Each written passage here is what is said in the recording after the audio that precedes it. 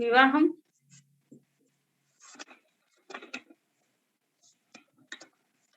వివాహం స్వరూపాలు, marriages and it's types.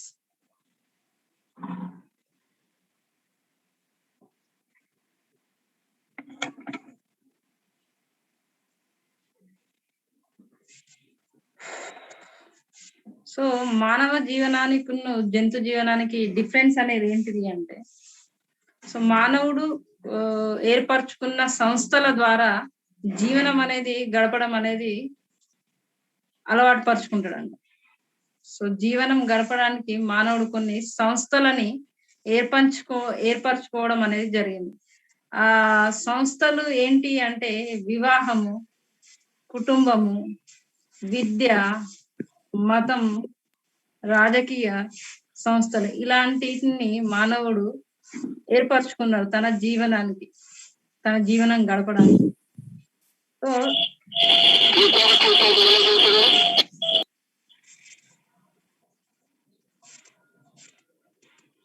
ఎలాగైతే మనిషికి ఆహారము, నిద్ర, నివాసము లాంటి ఎలాగైతే అత్యవసరము, అలాగే దానితో పాటు మానవుల్లో ఉత్పన్నమైన కోరికలను కూడా తను తీర్చుకోవాలని లేదా కోరికలను నెరవేర్చుకోవాలని మానవుడికి సహజంగా ఉంటుంది. సో తనకున్న కోరికలు తీర్చుకోవడానికి తను ఒక ప్రత్యేకమైన సంస్థను ఏర్పాటు చేసుకోవడం జరిగింది. దాని పేరే వివాహం. సో ఈ వివాహము ఏ కాలంలోనైనా వివాహం అనేది నిరంతరమైన ప్రాసెస్. ఏ కాలంలోనైనా మనం వివాహం అనేది చూస్తూ ఉంటాం. దాని రూపాలు వేరు వేరైనా కానీ మనకు వివాహం అనేది ప్రతి కాలంలోనూ ఉంటుంది. సో నిరంతరం కొనసాగుతూనే ఉంటుంది అన్నమాట. సో ఈ వివాహం ద్వారా ఏర్పడిన సంబంధాలు లేదా ఒకవేళ మరణాలు లాంటివి సంభవిస్తే దాన్ని పుట్టుక లాంటి వాటితో భర్తీ చేయడం అనేది జరుగుతుంది. సో వివాహం అనేది చాలా సర్వసాధారణమైన విషయం. సో దీనికి సమాజంలో కూడా చాలా ప్రాముఖ్యత అనేది ఇవ్వబడ్డది. ఓకే, సమాజంలో వివాహానికి చాలా ప్రాముఖ్యత అనేది ఇవ్వడం జరిగింది. సో కొన్ని సమాజాల్లో ఒక రకమైన స్వరూపం కలిగి ఉంటది, ఇంకొన్ని సమాజాల్లో ఇంకొక రకమైనది. సో అన్ని సమాజాల్లో ఒకే రూపం అనేది ఉండదు. వివాహం రూపాలు అనేది కొంచెం డిఫరెంట్ ఉంటాయి, ఒక్కొక్క సమాజంలో ఒక్కొక్క రకంగా ఉంటుంది. సో మనకు కొంతమంది సమాజ శాస్త్రవేత్తలు అనే వాళ్ళు కొన్ని డెఫినేషన్స్ అనేది ఇవ్వడం జరిగింది. అంటే వివాహం అంటే ఏంటిది, మనకు కూడా ఉంటది కదా, అసలు డెఫినేషన్ ఏంటిది, లేకపోతే ఏం చెప్పారు వివాహం అంటే దేన్ని వివాహం అంటారు. సో అట్లాంటి సడన్ కైండ్ ఆఫ్ థాట్స్ వస్తా ఉంటాయి మనకు. ఏంటిది అసలు వాట్ ఈజ్ వాట్ అంటే కొంతమంది శాస్త్రవేత్తలు కొన్ని డెఫినేషన్స్ లేదా నిర్వచనాలు ఇవ్వడం అనేది జరిగింది. సో నేను పెద్ద పెద్ద డెఫినేషన్స్ చెప్పా, చిన్న చిన్నవి 2 రాసుకోండి తెలుగులో. పెద్ద డెఫినేషన్స్ వద్దు. మతివినోస్కీ అనే అతను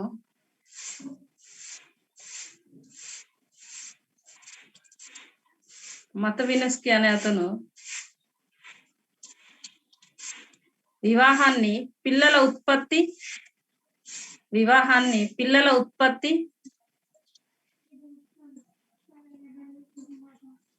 మ్యాలన్ వినోస్కీ అని అంటారు మరి ఇంగ్లీష్ లో, మరి ఇదేమో కొంత డిఫరెంట్.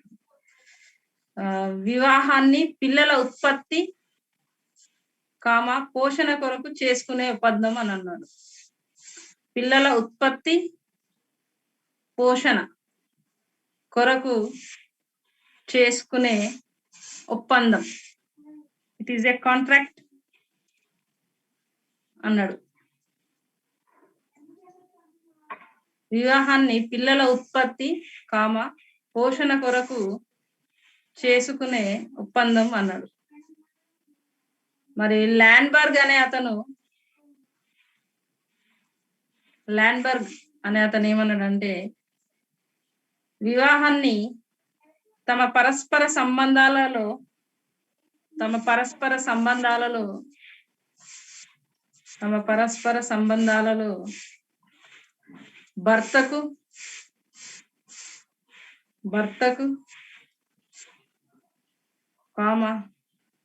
భార్యకు గల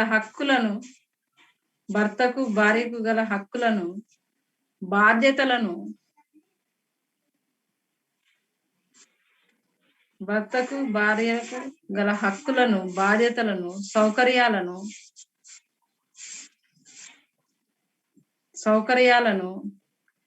నిర్వచించే నియమ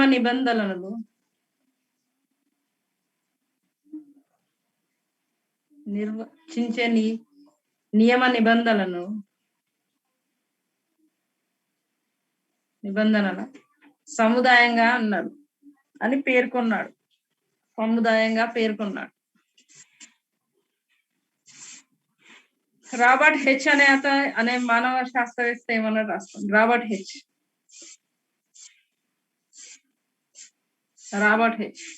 మిశ్రమంగా చేసుకోదగ్గ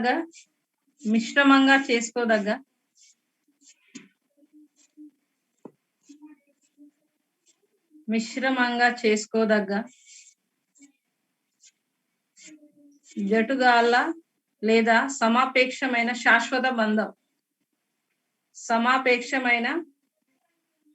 శాశ్వత బంధం అని నిర్వచించాడు.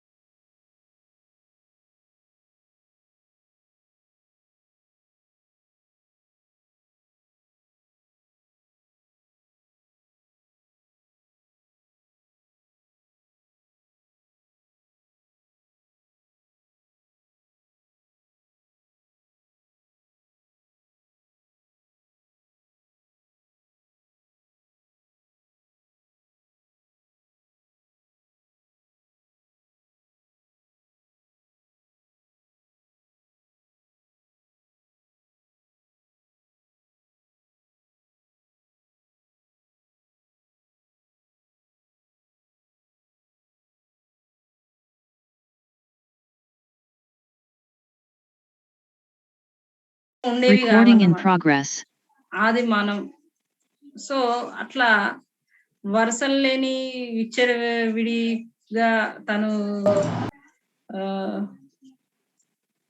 సంపర్కం అనేది పొందుతుండేవాడని మనం చూస్తున్నాం. బుక్ లో మీకు చెప్పబడింది.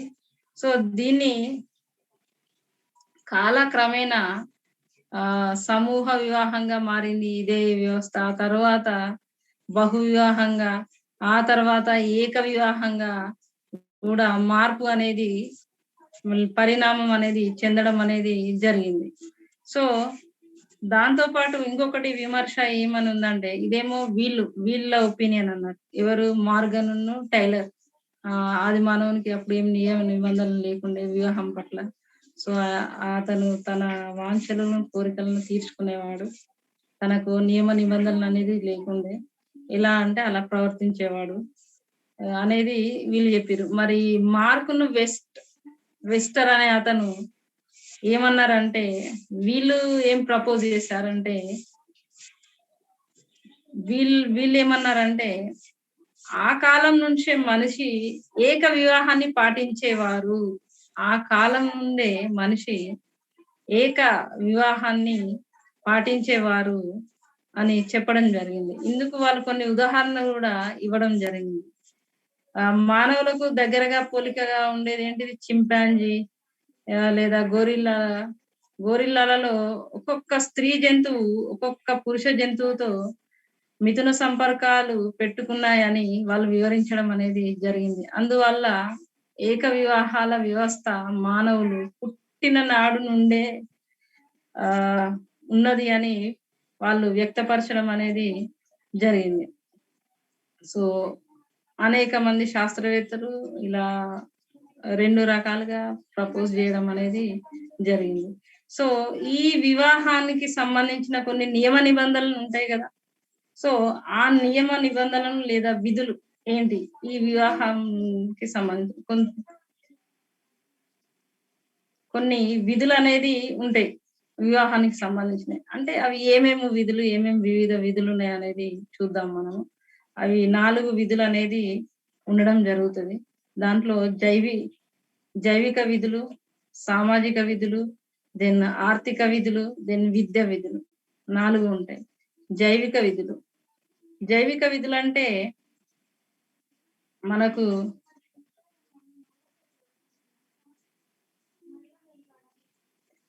మానవుడు తన ఆహ్, తన వాంఛను సర్వకాలంలో నందు గూడా తనకు వాంఛ అనేది ఉంటది. దాన్ని నెరవేర్చుకోవడం వివాహం అనే సంస్థ ద్వారా తను తన కోరికలనేది నెరవేర్చుకోవడం అనేది జరుగుతుంది. అంతే కాకుండా దాంతో పాటు మరణం వల్ల ఏర్పడే లోటును గూడా తను సంతానంతో భర్తీ జేయబడి ఉంటుందన్నమాట. సో, ఇది నెక్స్టొచ్చేసి సామాజిక విధులు. సామాజిక విధుల్లో ఏముంటుందంటే, వివాహం ఏం జేస్తది 2 కుటుంబాలని బంధ బంధుత్వాలని కలపడం అనేది జరుగుతుంది. సో, బంధుత్వ వర్గాలు అనేది ఏర్పడడం అనేది 2 కుటుంబాల కలయిక ద్వారా బంధుత్వం ఏర్పడడం అనేది జరుగుతుంది. సో, అంతే కాకుండా స్త్రీ పురుషుల మధ్యన శ్రమ విభజన అనేది గూడా ప్రధానం వివాహంలో. శ్రమ విభజనలు గూడా వివాహంలో ప్రధానం. దాంతో పాటు స్త్రీ మరియు పిల్లల రక్షణ, అలాగే పురుషులకు సహాయకారిగా స్త్రీ ఉండడం అనేది సామాజికంగా మనుగడకు మనకు దోహదం అనేది చేయడం జరుగుతుంది. సో, ఇగ నెక్స్టొచ్చేసి ఆర్థిక విధులు. ఆర్థిక విధులు ఏంటి అంటే, సంతానాన్ని తీర్చిదిద్దడానికి లేదా వాళ్ళ అవసరాలు ఆహ్, ఆహ్, అవసరాలను తీర్చడానికి వారి సంక్షేమానికి ఆర్థిక విధులను వివాహం ద్వారా దంపతులుగా ఏర్పడ్డ భార్యాభర్తలిద్దరూ గూడా అందించాల్సి లేదా సమకూర్చాల్సి ఉంటుంది. సో, విద్యా విధులు. Fourth one. విద్యా విధులలో మనం వచ్చేసి ఆహ్, కుటుంబం ఏర్పడ్డాక పిల్లలకి మంచి విద్యా బుద్ధులనేది నేర్పించడం జరుగుతుంది. అది తల్లిదండ్రుల బాధ్యతన్నమాట. వాళ్ళకు ఒక తరంలో ఉన్న సంస్కృతిని ఇంకొక తరానికి అందజేయడం గూడా జరుగుతుంది. వాళ్ళకున్న సంస్కృతులు, ఆచారాలు, కట్టుబాట్లు అవన్నీ గూడా మనం ఇంకొక తరానికి ఎడ్యుకేట్ అనేది లేదా పాస్ ఆన్ అనేది చేయడం అనేది జరుగుతుంది. ఇవి 4 ఆహ్, విధులు అనేది ఉంటాయి. వీటిని ఫంక్షన్స్ ఆఫ్ మ్యారేజెస్ అని గూడా అంటారు ఇంగ్లీష్‌లో. మనము బహర్ వివాహం, అంతర్వివాహం అనేది నిన్న నేను చెప్పడం జరిగింది. ఒక్కొక్క సెంటెన్స్ అనేది రాపించాను. రాపించకుండా మీరు మళ్ళీ ఒకసారి ఎక్స్‌ప్లెయిన్ చేయమంటే ఆహ్, ఒక బాహర్ వివాహము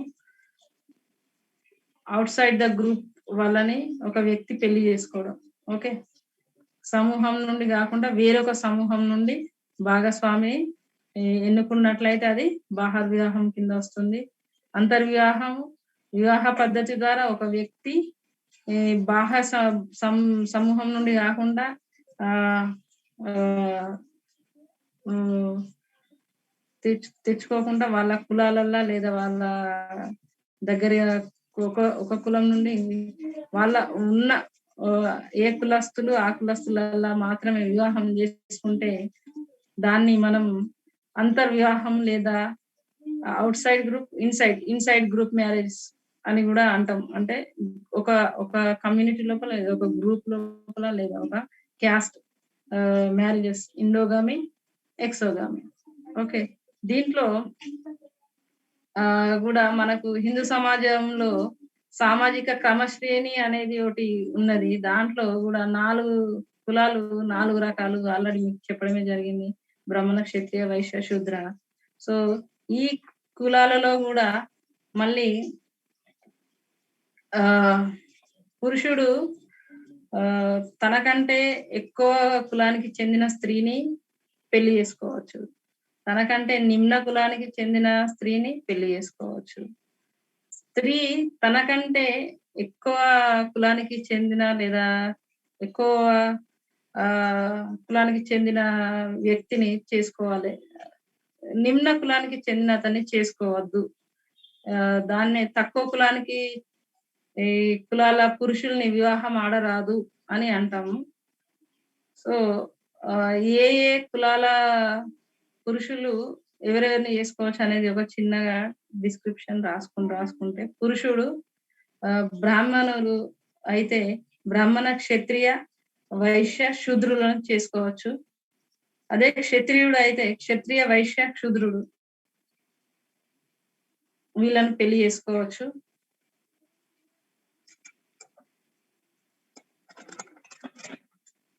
దెన్ వైశ్యుడైతే వైశ్య, శూద్రుడిని చేసుకోవచ్చు. దెన్ శూద్రుడు అయితే శూద్రులను మాత్రమే చేసుకోవాలి. అదే ఈ పద్ధతిని అనులోమ వివాహ పద్ధతి అని మనము అంటాం. ఇదే పద్ధతిని అనులోమ వివాహ పద్ధతి అంటాం.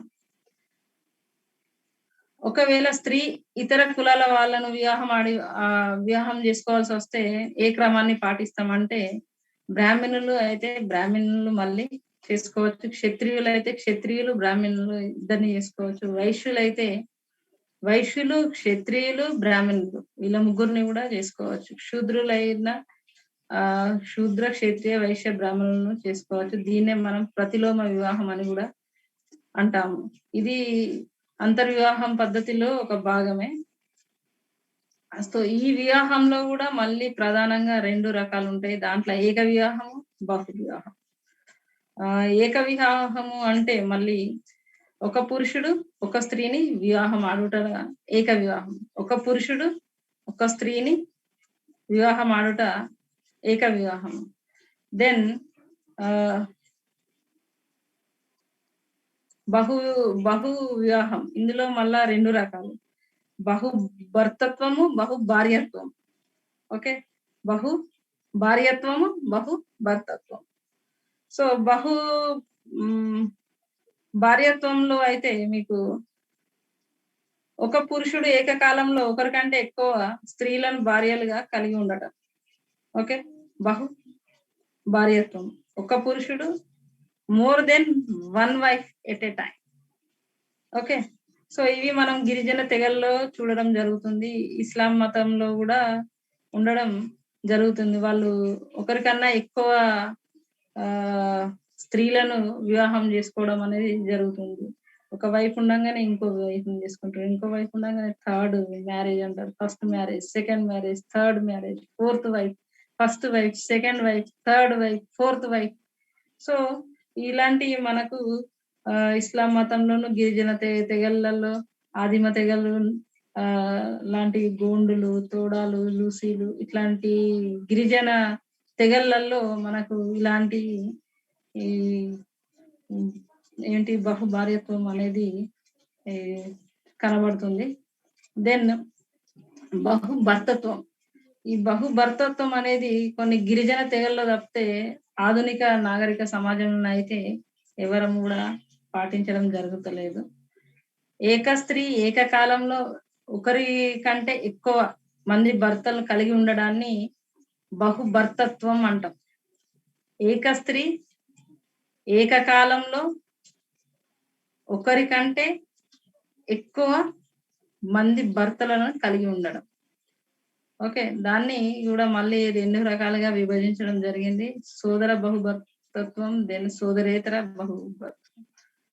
సోదర అంటే ఒక స్త్రీని అన్నదమ్ములు వివాహం ఆడుట, అది సోదర బహుభర్తత్వం అని అంటారు. ఒకే స్త్రీని అన్నదమ్ములు వివాహం ఆడుట. అవి కొన్ని తెగళ్ళ లైక్ లేవ్ దెన్ మార్క్విజాన్ ఇట్లాంటి తెగళ్ళల్లో ఉండడం జరుగుతుంది. దెన్ బహుభర్తత్వం, సో ఇట్లాంటి ఉండడం జరుగుతుంది. ఈ బహుభర్తత్వంలో అన్నదమ్ములు వివాహం ఆడతారు ఒకటే స్త్రీని. ఇంకొక నెక్స్ట్ బహు సోదరేతర దాంట్లో సోదరులు అయి ఉంటారు, అందులో అన్నదమ్ములు అయి ఉంటారు. ఇందులో మాత్రం అన్నదమ్ములు కాదు, ఎవరైనా కానీ ఈ కావచ్చు, మ్యారేజ్ చేసుకోవచ్చు. సో ఇంకొకటి అధిగణన వివాహాలు అని ఉన్నది. అందులో బంధువులలో ఎవరిని అయినా వివాహం ఆడవచ్చు అన్నట్టు. వాళ్ళు బంధువులు, మేనరిక వివాహాలు అంటాం కదా, అలాంటివి అన్నట్టు. వాటిని అధిగణన వివాహాల కింద అనుకుంటాము, చెప్పడం జరిగింది. సో సోదరి సోదరుల పిల్లల మధ్య వివాహ సంబంధాలు ఏర్పడినైతే దానిని మేనరికపు వివాహము అని అంటాం. సోదరి సోదరుల పిల్లల మధ్యన వివాహ సంబంధాలు ఏర్పడినట్టే అయితే దాన్ని మేనరికపు వివాహాలు అంటాం. లైక్ తల్లి సోదరుని కుమార్తె లేదా తండ్రి సోదరుని కుమార్తెను వివాహం ఆడవచ్చు. సో ఇట్లా మేనకోడలు వరుస కూడా, మేనమామ మేనకోడల్ని వివాహం ఆడవచ్చు. ఇట్లాంటి మేనకోడలు వరుస కూడా మేనరికపు వివాహాల కిందకే వస్తుంది.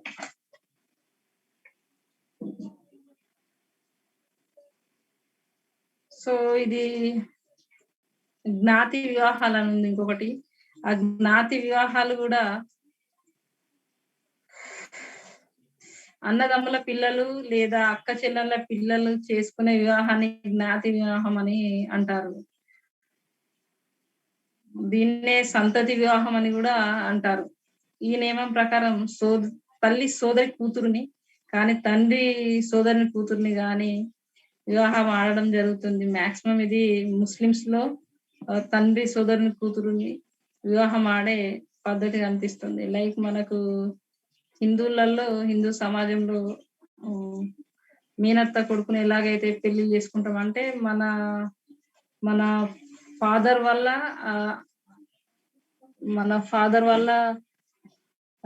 అక్క లేదా అక్క కొడుకుని ఎలాగైతే పెళ్లి చేసుకుంటామో మేనరికం అని అంటామో, అంటే ఇక్కడ మనం ఏం చేస్తాం అంటే మన ఫాదరు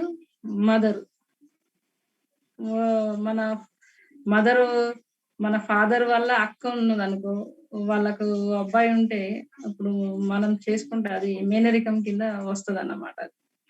సో ఇక్కడైతే మనం సోదరి అంటే అక్క చెల్లెళ్ళ పిల్లల్ని పెళ్లిళ్ళు చేసుకుంటే మన సపోజ్ దానికి వ్యతిరేకంగా మేనరికం మ్యారేజెస్ కి ఎగ్జాక్ట్ డిఫరెంట్ గా మనం జ్ఞాతి వివాహం అనేది ఉంటది. దాంట్లో మనం ఏమంటాము, ఒక ఫ్యామిలీలో అన్నదమ్ములకు పుట్టిన పిల్లల్ని మనం డాడీ వాళ్ళ అన్నదమ్ములు పుట్టిన డాడీ వాళ్ళ తమ్ముని లేదా బాబాయ్ అని, పెద్దనాన్న అని, ఇట్లా వాళ్ళకు ఎవరైతే ఉంటారో వాళ్ళ పిల్లల్ని మనం అక్కజెల్లెలుగా ఇక్కడ కన్సిడర్ చేస్తాం హిందూ సమాజంలో. కానీ ముస్లిమ్స్ కి వచ్చేసి జ్ఞాతి వివాహంలో వాళ్ళ మధ్యన కూడా వివాహం అనేది చేసుకోవడం అనేది ఉంటుంది. సో అది చాలా డిఫరెంట్. సో ఇక్కడ మనం అక్క కొడుకును ఇట్లా మ్యారేజ్, అత్తమ్మ వాళ్ళ అబ్బాయిని మ్యారేజ్ చేసుకోవడానికి ఉంటది. కానీ వాళ్ళు ఏం చేస్తారంటే ఇక్కడ ఈ ఫాదర్ తరపున వాళ్ళందరూ కూడా మనకు ఆ బాబాయ్ పిల్లలు కూడా అక్క చెల్లెళ్ళుగా ఇట్లా లేదా అన్నదమ్ములుగా అనుకుంటాము. అట్లా కాకుండా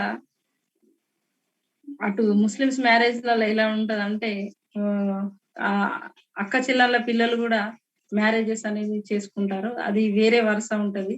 సో ఇట్లా డిఫరెంట్ గా ఉంటుంది. సో హిందూ సమాజంలో కొన్ని వివాహాలు అనేది ఉన్నది. అందులో కొన్ని రకాలు స్మృతి ప్రకారం వివాహాలు 8 రకాలు ఉన్నది. మనుస్మృతి ప్రకారం వివాహాలు 8 రకాలు. సో బ్రహ్మం మనుస్మృతి ప్రకారం వివాహాలు 8 రకాలు. 8 రకాలలో బ్రహ్మం, దైవం, అర్వం, ప్రజాపత్యం, గాంధర్వం, అసురం, రాక్షసం,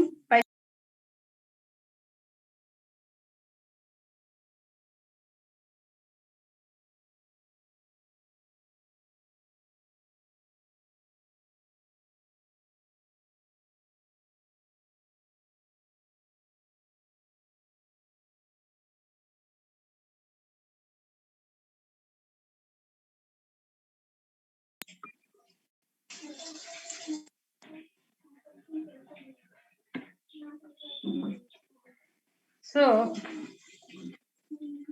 ఫస్ట్ బ్రహ్మం. ఓకే, సో బ్రహ్మం దాంట్లో కన్యాదాత వరుని విద్యా బుద్ధులు, విద్యా సంపద, శీల సంపదను పరీక్షించి అతన్ని సత్కరించి అతని నుండి ఏ రూపంలోనూ ధనాన్ని స్వీకరించకుండా తన కన్యనిచ్చి పెళ్లి చేయడం, దీన్ని బ్రహ్మం అంటారు.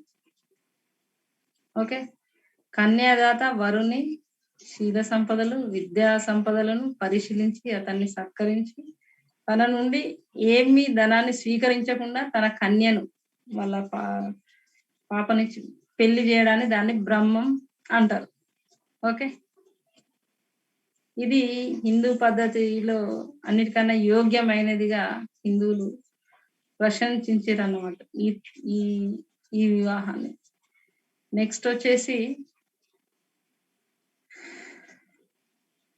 ఇదే పద్ధతిని మనం ఇప్పుడు ఏం చేస్తామంటే కొంత మార్పులు చేసి కట్నం అనే అంశాన్ని దాంట్లో జోడించినాము. ఇదే పద్ధతి అనేది మ్యారేజ్ అనేది మనం పాటిస్తున్నాం. కానీ దానికి కొంత కట్నం వాళ్ళు ఏమి స్వీకరించదు కదా, ధనాన్ని స్వీకరించకుండా ఇవ్వాలి కదా. కానీ ఇప్పుడు రివర్స్, మనమే కట్నం ఇచ్చి వివాహ వ్యవస్థ అనేది వ్యాపారంగా స్టార్ట్ చేసినాం, నడుస్తూనే ఉన్నది, మార్చేసినాం ఆల్రెడీ. వివాహ వ్యవస్థ ఒక వ్యాపారంగానే కంటిన్యూ అవుతుంది. సో నెక్స్ట్ వచ్చేసి దైవం.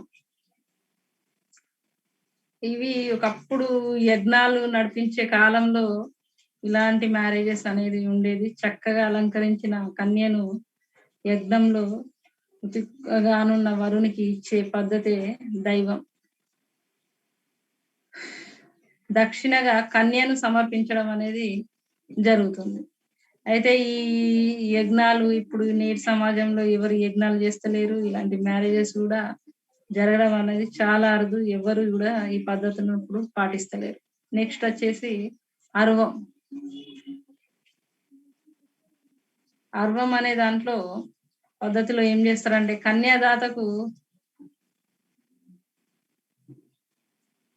కన్యాదాత ఎవరైతే ఉంటారో వాళ్ళకి రాజహోమం ఏర్పాటు చేసి 2 లేదా అంతకంటే ఎక్కువ గోవులను దక్షిణగా ఇచ్చి వివాహం చేసుకోవడాన్ని అర్వం అంటాం. కన్యాదాతకు 2 లేదా అంతకన్నా ఎక్కువ గోవుల్ని దక్షిణగా ఇచ్చి పెళ్లి చేసుకోవడాన్ని అర్వం అంటాం.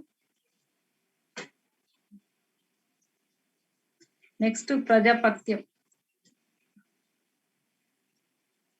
వధువును అలంకరించి యోగ్యుడైన వరుణ్ణి చూసి అతనికి ఆమెను దానంగా ఇస్తూ ప్రజాపతి మోస్తారుగా సంతానాన్ని పొంది ధర్మ మార్గాన నడిపించవాలని చెప్పి వివాహాన్ని చేస్తూ ఉంటారు. ఇలాంటి వివాహాన్ని చేస్తూ ఉంటారు.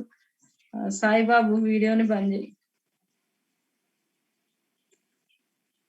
సో ఒక్కొక్కరు ఈ ముందు 4 ఏవైతే ఉన్నాయో ఈ వివాహ పద్ధతులు లేదా రకాలు, వీటిని శ్రేష్టమైన వివాహ పద్ధతులు లేదా రకాలుగా అనుకుంటారు.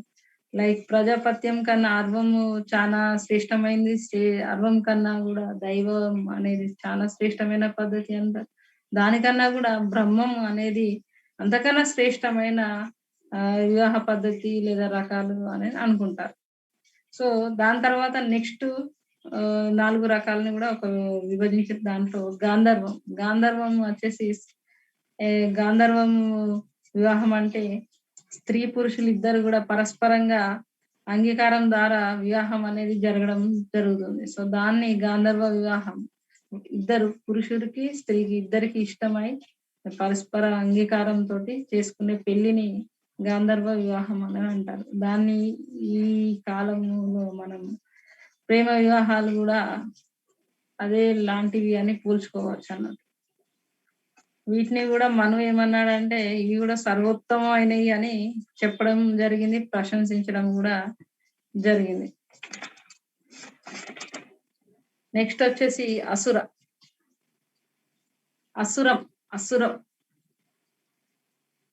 అసురం అంటే ఎవరైతే ధనవంతులు ఉంటారో వాళ్ళు ఏం చేస్తారంటే తల్లిదండ్రులకు వీలైనంత ఎక్కువ ధనాన్ని నుంచి వివాహం చేసుకుంటారు అన్నట్టు వాళ్ళ కుమార్తె. సో అలాంటి పద్ధతిని అసురం అని అంటారు. తల్లిదండ్రులకి వీలైనంత ఎక్కువ ధనాన్ని ఇచ్చి వివాహం ఆడే పద్ధతి అసురం అంటారు. సో ఇది ధనవంతులైన వ్యక్తులు స్త్రీలను కొనడం, ధనలోభంకి వాళ్ళ తల్లిదండ్రులను గురి చేయడం, కన్యలను అమ్ముకోవడం ఇట్లాంటివి జరుగుతుంటాయి.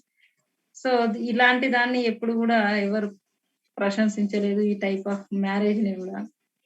నెక్స్ట్ వచ్చి రాక్షసం. రాక్షసం అంటే రాక్షస వివాహం అంటే కన్యా వైపు బంధువులను లేక గ్రామస్తులను హింసించి బలవంతంగా కన్యను ఎత్తుకపోయి వివాహం చేసుకోవడం అనేది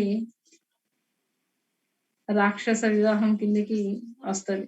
ఒక కన్యని ఎత్తుకపోయి వివాహం చేసుకోవడాన్ని రాక్షసం అంటాం. ఆ యాక్టివిటీయే రాక్షస యాక్టివిటీ. సో దాన్ని మనం రాక్షస వివాహం అని అంటాం. ఇది గిరిజనులలో కొన్ని తెగలల్లో ప్రాక్టీస్ అని చేయడం జరుగుతుంది. కానీ ఇప్పుడున్న సమాజంలో ఈ మోడర్న్ సొసైటీలో అయితే ఎక్కడ కూడా ఇట్లాంటివి చాలా రేర్ అండ్ లేవు కూడా మాక్సిమం. ఇంకొకటి పైశాచిక వివాహం. స్త్రీ అచేతన స్థితిలో ఉన్నప్పుడు లేదా నిద్ర అవస్థలో ఉన్నప్పుడు కన్యను అపహరించకపోయి వివాహం ఆడడాన్ని పైశాచికం అంటారు. స్త్రీని నిద్ర వ్యవస్థలో ఉన్నప్పుడు లేదా అచేతన స్థితిలో ఉన్నప్పుడు అపహరించుకొని పోయి వివాహం ఆడడాన్ని పైశాచికం అంటారు. సో ఇది వివాహ పద్ధతులలో లేదా రకాలలో అన్నిటికైనా నీచమైన పద్ధతి అని అంటారు. సో దీన్ని కూడా ఆదిమ సమాజంలో అప్పుడు పాటించే వాళ్ళు, ఇప్పుడైతే ఎవ్వరు పాటిస్తలేరు. సో ఈనాటి సమాజంలో ఆధునిక వివాహ వ్యవస్థలో కూడా కొన్ని మార్పులు అనేది రావడం జరిగింది. అప్పుడు ఆ టైంలో ఇలాంటి మ్యారేజెస్ టైప్స్ అనేది ఉండేది. ఇప్పుడైతే మాక్సిమం మనం చేసుకునేది మోనోగామి అంటారు. మోనోగామి అంటే ఏక వివాహం. ఒక స్త్రీ ఒక పురుషుణ్ణి వివాహం ఆడుట లేదా ఒక పురుషుడు ఒక స్త్రీని వివాహం చేసుకోవడాన్ని మోనోగామి అంటాం. ఈ టైప్ ఆఫ్ మ్యారేజెస్ ఇప్పుడు మాక్సిమం కంటిన్యూ అవుతున్నాయి సమాజంలో. మనం ఇలాంటి మ్యారేజెస్ నే ఎక్కువ చూస్తూ ఉంటాం. సో ఈ ఆధునిక సమాజంలో కొంతవరకు మార్పులు అనేది అయితే జరిగింది. ఎందుకంటే సమాజంలో మనకు సామాజిక, ఆర్థిక, సాంకేతిక, విద్య, విజ్ఞాన రాజకీయం కూడా రంగాల్లో కొంచెం విపరీతమైన మార్పులు జరగడం వల్ల కొంత మార్పు అనేది వివాహ వ్యవస్థలో అనేది జరగడం జరిగింది. కొన్ని వివాహ వితంతు పునర్వివాహ చట్టాలు వచ్చినాయి. మొన్న నేను మీకు రాపించిన ఆల్రెడీ వీటినైతే. బాల్య వివాహాల నిరోధ చట్టాలు కూడా వచ్చినాయి. అది కూడా చైల్డ్ మ్యారేజ్ రెసిస్టెంట్ యాక్ట్ అది కూడా రాపించడం జరిగింది మీకు మొన్న. సో హిందూ వివాహ చట్టము, దెన్ ప్రత్యేక వివాహ చట్టము. హిందూ వివాహాల చట్టం వచ్చేసి 1955 లో వచ్చింది. రాసుకోండి, ఇది ఒకటి రాయించలేదు.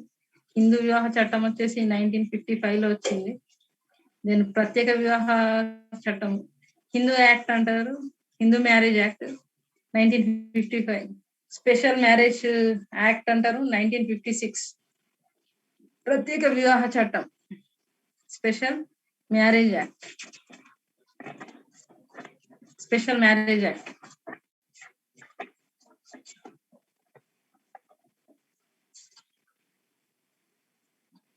సో ఈ కాలంలో అయితే ఒకటే కులంలో చేసుకోవాల్సిన పని లేదు. వేరే కులాంతర మతాంతర వివాహాలు కూడా ఇప్పుడు ఉన్న ఆధునిక కాలంలో చేసుకోవడం అనేది జరుగుతుంది. ఒక సేమ్ కులంలో పెళ్లి చేసుకోవచ్చు, అవుట్ ఆఫ్ ద గ్రూప్ కూడా పెళ్లి చేసుకోవచ్చు, వేరే కులంలో చేసుకోవచ్చు, సేమ్ మతంలో చేసుకోవచ్చు, వేరే మతంలో చేసుకోవచ్చు. ఇంటర్ క్యాస్ట్ మ్యారేజెస్ అంటారు. సో వేరే మతంలో కూడా వివాహం అనేది చేసుకోవచ్చు. ఎలాగైనా మ్యారేజ్ అనేది చేసుకోవడానికి ఇప్పుడు మాత్రం మనకు ఫెసిలిటీస్ అనేది ఉండడం జరిగింది.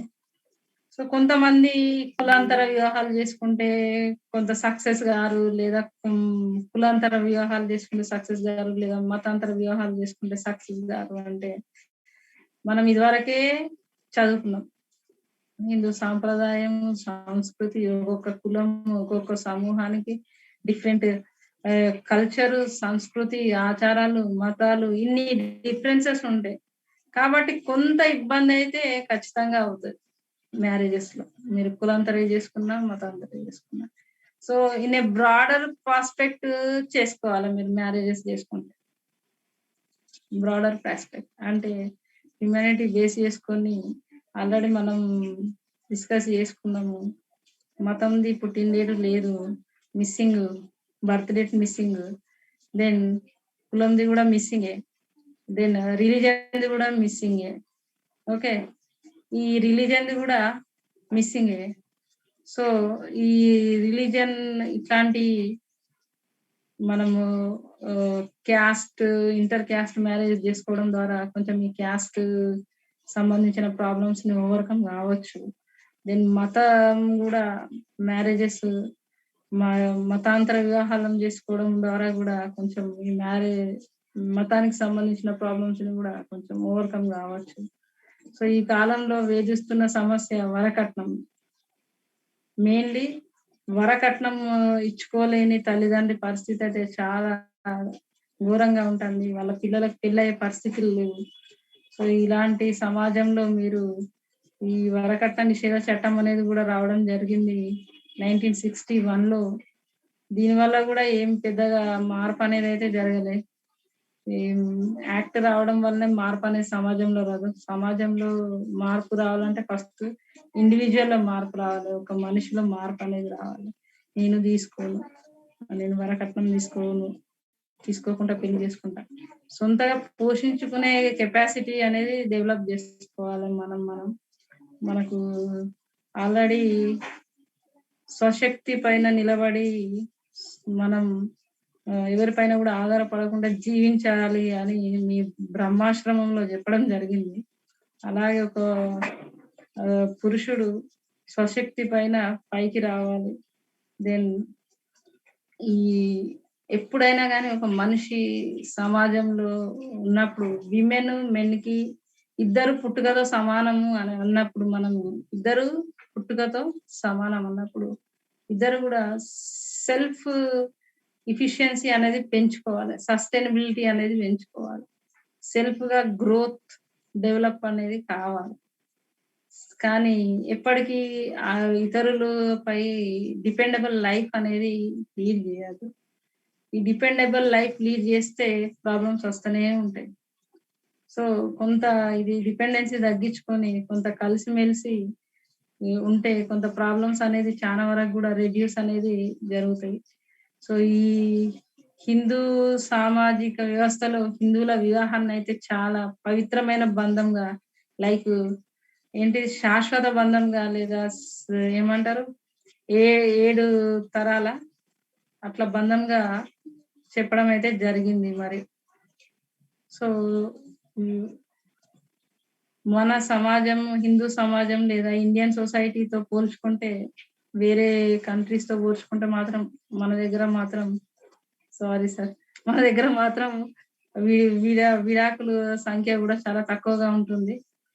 సో రేపు నేను వేరే క్లాస్ లో మీకు వేరే టాపిక్ చెప్తాను. నా టైం అయిపోయిందమ్మా. ఇంగ్లీష్ వాళ్ళకి రేపు కొంత రాపిస్తా మ్యారేజ్ గురించి. రేపు నేను మళ్ళీ క్లాస్ లో మ్యారేజ్ గురించి చిన్న చిన్న డెఫినేషన్స్ ఉన్నాయి ఇంగ్లీష్ మీడియం వాళ్ళకి. అవి ఒక్కొక్క 1 word sentence morning starting class లో మీకు రాయిస్తాను. సో మీకు ఈ క్లాస్ కు సంబంధించిన ఏ డౌట్స్ ఉన్నా రేపు అడగండి అమ్మా నాకు. Recording stopped.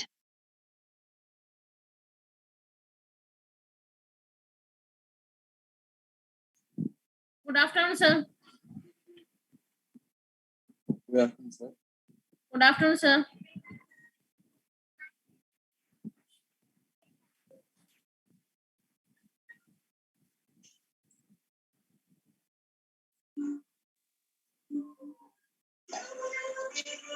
Voice వినట్లేదు సార్, అన్మ్యూట్ చేసుకోండి.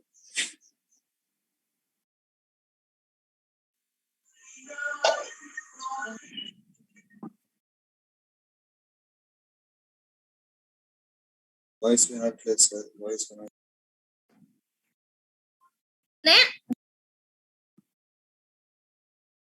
ఇది మీరు అన్మ్యూట్ చేసుకోండి sir. Good afternoon, sir. Good afternoon. వినబడుతుందా? వినబడుతుంది సార్. వినబడుతుందా? Sir. Okay. Good afternoon to everyone. Good afternoon, sir. Today topic in our subject, ఈ రోజు మన ఎన్విరాన్మెంట్ Recording in స్టడీస్ లో progress. ఫస్ట్ క్లాస్ లో definition and scope importance of environment చెప్పుకున్నాము. Definition, scope, importance of environment చెప్పుకున్నాము. అదే విధంగా second class లో ఎకోసిస్టమ్ ఎకోసిస్టమ్ ఆవరణ శాస్త్రం గురించి చెప్పుకున్నాము. ఆవరణ వ్యవస్థ, రకరకాల ఆవరణ వ్యవస్థలు, ఓకే, అందులో ఉండే అనుఘటకాలు, కాంపోనెంట్స్. సో ఏబయోటిక్ కాంపోనెంట్స్ గురించి డిస్కస్ చేసుకున్నాము, బయోటిక్ కాంపోనెంట్స్ గురించి డిస్కస్ చేసుకున్నాము. సో ఏబయోటిక్ లో atmospheric factors, inorganic factors, organic factors గురించి చెప్పుకున్నాం. Atmospheric factors, okay. So atmospheric factors, inorganic factors, organic factors. అదేవిధంగా బయోటిక్ ఫ్యాక్టర్స్ లో జీవ అనఘటకాలలో, జీవ పదార్థాలకు వెళ్ళి, బయోటిక్లకి వెళ్ళి మనము ఉత్పత్తిదారులు, వినియోగదారులు, విచ్ఛిన్నకారులు వీరి గురించి చెప్పుకున్నాం. So producers, consumers and decomposers. ఉత్పత్తిదారులు అంటే ప్రొడ్యూసర్స్, వినియోగదారులు అంటే కన్జ్యూమర్స్, అండ్ విచ్ఛిన్నకారులు అంటే డికంపోజర్స్. ఓకే. సో మళ్ళీ consumers again divide into 3 types. That is primary consumers, secondary consumers, tertiary consumers. Okay. So ప్రాథమిక వినియోగదారులు, ద్వితీయ వినియోగదారులు, తృతీయ వినియోగదారులు. తృతీయ వినియోగదారులనే మనము ఉన్నత స్థాయి వినియోగదారులను కూడా చెప్పబడుతూ ఉంటుంది కొన్ని పుస్తకాలలో, ఓకేనా. సో ఆ ఒక 4 మనకి టాపిక్ మొత్తం కూడా ఒకటే వస్తుంటుంది. Producers, consumers, producers, primary consumers, secondary consumers, tertiary consumers. ఈ 4 వస్తుంది మన టాపిక్ కూడా. ఫుడ్ చైన్ చెప్పుకున్నాము. ఫుడ్ చైన్ కూడా మనకు producers consumed by the primary consumers consumed by the secondary consumers consumed by the tertiary consumers. Okay. ఇదే కంటిన్యూగా వస్తుంటే టాపిక్ కూడా మనకు ఫుడ్ చైన్ లో అదే విధంగా వస్తుంది. అదే విధంగా ఎకలాజికల్ పిరమిడ్స్ అనేది కూడా మనకు టాపిక్ ఉంటుంది. సో దానికి చెప్పడానికి టైం సరిపోదు. సో అందులో కూడా అదే సేమ్ ఎకలాజికల్ పిరమిడ్ అంటే పిరమిడ్ ఆకారంగా చూస్తాం. ఫుడ్ చైన్ అంటే చైన్ వేసి చూపిస్తుంది. ఫుడ్ చైన్ లో మనం చైన్ వేసి చూపిస్తాము. ఎకలాజికల్ పిరమిడ్ అనే స్ట్రక్చర్ లో చూపిస్తూ ఉంటాం. పిరమిడ్ స్ట్రక్చర్ వేసి చూపిస్తుంటాము. అది మీకు ఎగ్జామ్ లో రాకపోవచ్చు. సో మనకు ఫుడ్ చైన్ గురించి, అదే విధంగా రకరకాల అనఘటకాల గురించి, ఎకోసిస్టమ్ గురించి చెప్తూ ఉంటారు. సో మీరు అది కొంచెం చదువుకుంటే మీకు అర్థమవుతుంది. ఫుడ్ చైన్ అంత చదువుకుంటే మీకు ఆటోమేటిక్ గా ఎకలాజికల్ పిరమిడ్స్ అనేది కూడా మీకు అర్థమవుతుంటుంది. ఓకే. సో దాంతో ఒక టాపిక్ అయిపోయింది మనకు. Next our topic natural resources, సహజ వనరులు. Okay, natural resources. Next topic సహజ వనరులు. దాన్ని మన ఇంగ్లీష్ లో నేచురల్ రిసోర్స్ అంటాం. సో రిసోర్సెస్, వనరులు అంటే ఏంటి అంటే, ఫస్ట్ అన్న రిసోర్సెస్ అంటే ఏంటి అంటే, anything which is useful for the human beings is called the resources. Okay, anything which is useful to human being అంటే మనకి ఏదైతే ఉపయోగపడుతుందో దాన్ని మనం రిసోర్సెస్ లేదా వనరులు అనబడుతూ ఉంటాయి. ఏదైనా పర్లేదు, మన చుట్టూ ఉన్న ఏదైనా కానీ మనకు ఉపయోగపడితే దాన్ని మనము రిసోర్స్ అన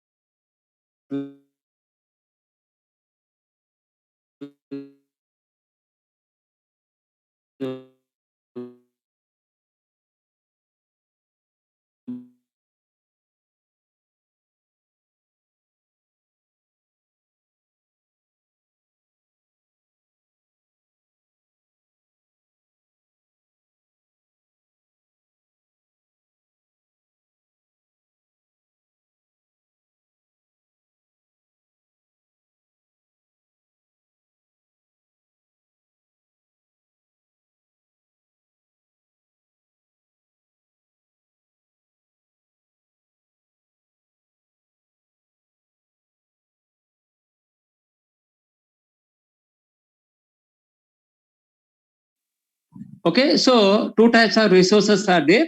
One is natural resources, another one is man-made sources. Natural resources అంటే సహజ వనరులు. సహజ వనరులు అంటే సహజ సిద్ధంగా ప్రకృతి నుంచి ఏర్పడే వాటిని మనం సహజ వనరులు అంటాం. సహజ సిద్ధంగా ఏర్పడే వాటిని, సహజ సిద్ధంగా ఉత్పత్తి అయ్యే వాటిని మనము సహజ వనరులు అంటాం. The resources which are afforded by the natural resources, that is called the nature resources. The resources which are obtained by naturally, that is called the natural resources. ప్రకృతి సిద్ధంగా మన ప్రకృతి పరంగా ఏర్పడే వాటి మనం నేచురల్ రిసోర్స్ అంటాం. సో రెండవది man made sources. Man made source అంటే మానవుని చేత ఉత్పత్తి కాబడిన వనరులు, మానవుని చేత ఉత్పత్తి చేయబడిన వనరులు మనము మ్యాన్ మేడ్ సోర్స్ అంటాము. The resources which are by man made activities, that is called the man made sources. మనం చేసే ప్రస్తుతం మనము చాలా రకాలైన మన నిత్య జీవితంలో అన్ని కూడా మనం మ్యాన్ మేడ్ సోర్స్ వాడుతూ ఉంటాం.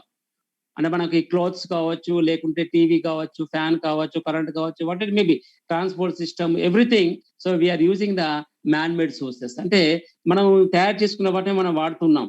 అంటే ఇళ్లలో మిక్సీలు కానీ, గ్రైండర్లు కానీ, టీవీ కానీ, ఫోన్ కానీ, everything what we are using in the our life. So that is the man made sources. But here ఇక్కడ ఏంటంటే మనకు ప్రతి ఒక్క మ్యాన్ మేడ్ సోర్సెస్ మనం ఏం వాడుతున్నామో ప్రతి ఒక్కటి కూడా అది సహజ వనరుల నుంచే వస్తూ ఉంటాయి. సహజ వనరులు లేకుండా మన నిత్య జీవితంలో ఏది కూడా లేదు. సహజ వనరులు నుంచి వస్తుంది. ఇప్పుడు మన cloth, this is the man made sources. మనం వేసుకున్న బట్టలు అయితే మ్యాన్ మేడ్ సోర్సెస్. సో ఈ బట్టలు తయారు చేయడానికి కాటన్ కావాలి. కాటన్ ఎక్కడి నుంచి వస్తుంది? That is from the nature. అంటే ప్రకృతి పరంగా మనకు పత్తి ఉత్పత్తి అవుతే మనకు ఆ పత్తి నుంచి మనము వస్త్రం తయారు చేసుకుంటాం, బట్టలు తయారు చేసుకుంటాం. అంటే ఇప్పుడు మనం వాడుతున్న టీవీ, ఇప్పుడు మనం సెల్ ఫోన్ ద్వారా మనము, ఈ మొబైల్ ద్వారా మనము క్లాస్ వింటున్నాం. సో మొబైల్ అనేది man made source, electronic goods, man made source. అందులో తయారు చేయడానికి ప్రతి ఒక్క పార్ట్ కూడా మినరల్ రిసోర్స్. అంటే కాపర్ కావచ్చు, సిల్వర్ కావచ్చు, టంగ్స్టన్ కావచ్చు, నికెల్ కావచ్చు, ఏదైనా కావచ్చు. అందులో వాడే ప్రతి పదార్థం కూడా మనకు నేచర్ నుంచి లభించినదే. అంతేందుకు ఇప్పుడు ఛార్జింగ్ కావాలంటే కరెంట్ కావాలి. ఫోన్, మొబైల్ ఛార్జింగ్ కావాలంటే కరెంట్ కావాలి. కరెంట్ అనేది ఏంటిది? Man made sources. బట్ ఆ కరెంట్ తయారు చేయాలంటే everything that is from the natural sources. అంతేనా? కరెంట్ అనేది మ్యాన్ మేడ్ సోర్సెస్. ఆ కరెంట్ తయారు చేయాలంటే ప్రతి ఒక్కటి కూడా నేచురల్ సోర్స్ మీద ఆధారపడాలి. Example thermal power. అంటే మనకు బొగ్గు మండించడం ద్వారా మనం కరెంట్ ఉత్పత్తి చేస్తే దాన్ని థర్మల్ పవర్ అంటాం. సో బొగ్గు అనేది ఎక్కడి నుంచి వస్తుంది? భూమి నుంచి వస్తుంది. మైనింగ్ ద్వారా మనం దాన్ని సేకరిస్తూ ఉంటాం. ఓకేనా? భూమి నుంచి మనకు మైనింగ్ ద్వారా చేస్తాం. సో నేచురల్ సోర్సెస్ కోల్ అనేది.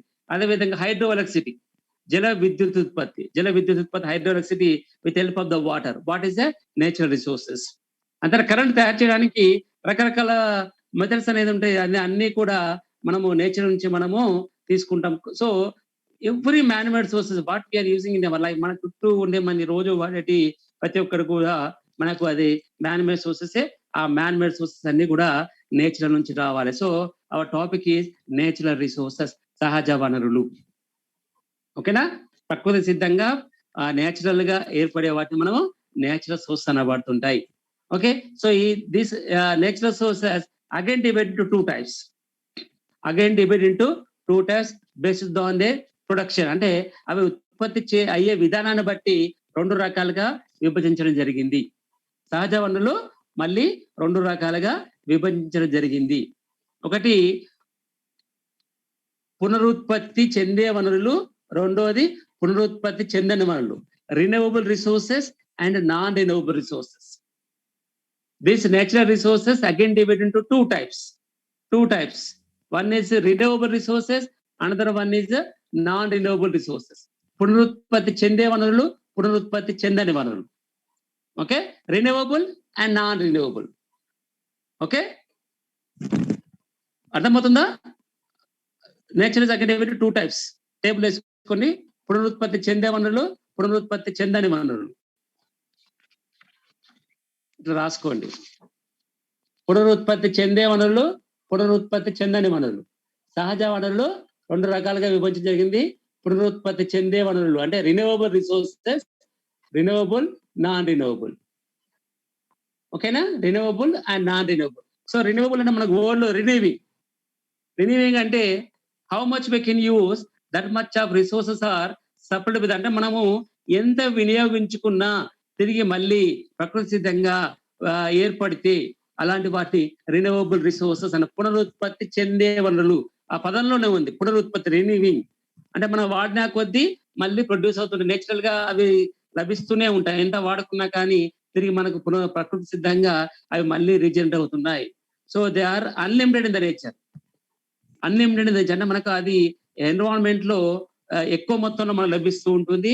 Unlimited, there is no ending. దానికి అంతమంటూ ఏమీ ఉండదు, అనేవి అయిపోతాయి అనేది ఏమీ ఉండదు. మనం ఎంత వినియోగించుకున్నా తిరిగి మళ్ళీ రీజనరేట్ అవుతుంటే పునరుత్పత్తి చెందితే దాన్ని మనం పునరుత్పత్తి చెందే వనరులు అంటాం. సో అవి ప్రకృతి సిద్ధంగా ఏర్పడాలి, మళ్ళీ ఎంత వాడుకున్నా మళ్ళీ ప్రకృతి సిద్ధంగానే ఏర్పడాలి. అలాంటి వాటిని పునరుత్పత్తి చెందే సహజ వనరులు అని చెప్పబడుతుంటాయి. ఉదాహరణ, ఎగ్జాంపుల్ ఎయిర్,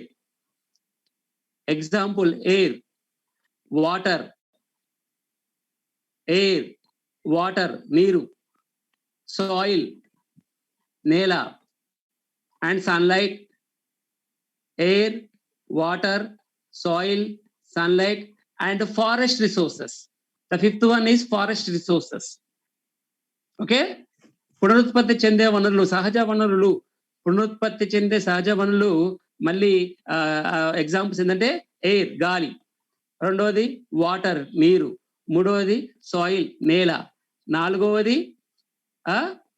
సూర్యరశ్మి సన్లైట్, అండ్ ఐదవది అటవీ వనరులు ఫారెస్ట్ రిసోర్సెస్. సో ఏ విధంగా ఎయిర్ అనేది రిన్యూవబుల్ రిసోర్సెస్. మనం ఎంత ఆక్సిజన్ వినియోగించుకొని కార్బన్ డైఆక్సైడ్ రిలీజ్ చేసినా మళ్ళీ ప్రకృతి సిద్ధంగా మళ్ళీ కార్బన్ డైఆక్సైడ్ అనేది ఆక్సిజన్ కన్వర్ట్ అవుతూ ఉంటాయి. మన గాలి ద్వారా మనం ఎంత ఆక్సిజన్ వినియోగించుకున్నా మళ్ళీ గాలి ద్వారా మనకు ఆక్సిజన్ ప్రొడ్యూస్ అవుతూ ఉంటాయి. నేను లాస్ట్ చెప్పాను, మన రోజు 14 కిలోల గాలి వినియోగించుకుంటూ ఉంటాం. 14 కిలోల గాలిలో 2 కిలోల ఆక్సిజన్ రోజు ఒక వ్యక్తి, ఆరోగ్యవంతమైన వ్యక్తి రోజుకు 2 కిలోల ఆక్సిజన్ వినియోగించుకుంటారు. గుర్తుపెట్టుకోండి, ఆరోగ్యవంతమైన వ్యక్తి రోజుకు 2 కిలోల ఆక్సిజన్ అనేది గ్రహించుకుంటారు. సో 2 కిలోల ఆక్సిజన్ గ్రహించుకొని మళ్ళీ 2 కిలోల కార్బన్ డైఆక్సైడ్ రిలీజ్ చేస్తుంటారు. సో అది ఏమవుతుంది, carbon dioxide that is going to convert in to the oxygen. మనం రిలీజ్ చేసిన కార్బన్ డైఆక్సైడ్ మళ్ళీ ఆక్సిజన్ గా మళ్ళీ రీజనరేట్ అవుతుంటాయి. కాబట్టి మళ్ళీ మనం గాలి వినియోగించుకుంటాం. అంతేనా? ఈ విధంగా రీజనరేట్ అవుతున్నాయా అంటే గాలి అనేది రిన్యూవబుల్ అవుతుంది కదా, సహజసిద్ధంగా ప్రకృతిసిద్ధంగా రిన్యూ అవుతుంది. So air is renewable resources. Next water, second one is water అనేది కూడా మన రిన్యూవబుల్ రిసోర్సెస్. మనకు సంవత్సరం మొత్తం మీద 4 months అనే రెయినీ సీజన్ లో మనకు వర్ష రూపంలో నీరు లభిస్తూ ఉంటుంది. The vulnerable resources of water that is the rainfall. వర్షమే ప్రధాన ఆధారం మనకు. మనం ఏ నీరు కావాలన్నా కానీ మనం ఎక్కడైనా మనం లభించే నీరు కూడా భూమి మీద నీటికి ప్రధాన వనరులు వర్షమే. వర్షం ద్వారా మనకు నీరు వస్తుంది. మనకు బావులు, చెరువులు, కుంటలు, నదులు అన్ని నిండుతాయి. దాన్ని మన సంవత్సరం మొత్తం వాడుకుంటాం. ఎండాకాలం చివరికి అవన్నీ డ్రై అయిపోతాయి. మళ్ళీ రెయినీ సీజన్ లో మళ్ళీ వర్షాలు పడతాయి, మళ్ళీ అవన్నీ నిండుతాయి, మళ్ళీ మిగతా రిమైనింగ్ 8 months మనం వాడుకుంటాం. ఈ విధంగా మనకు వర్ష రూపంలో వాటర్ అని లభిస్తుంటాయి.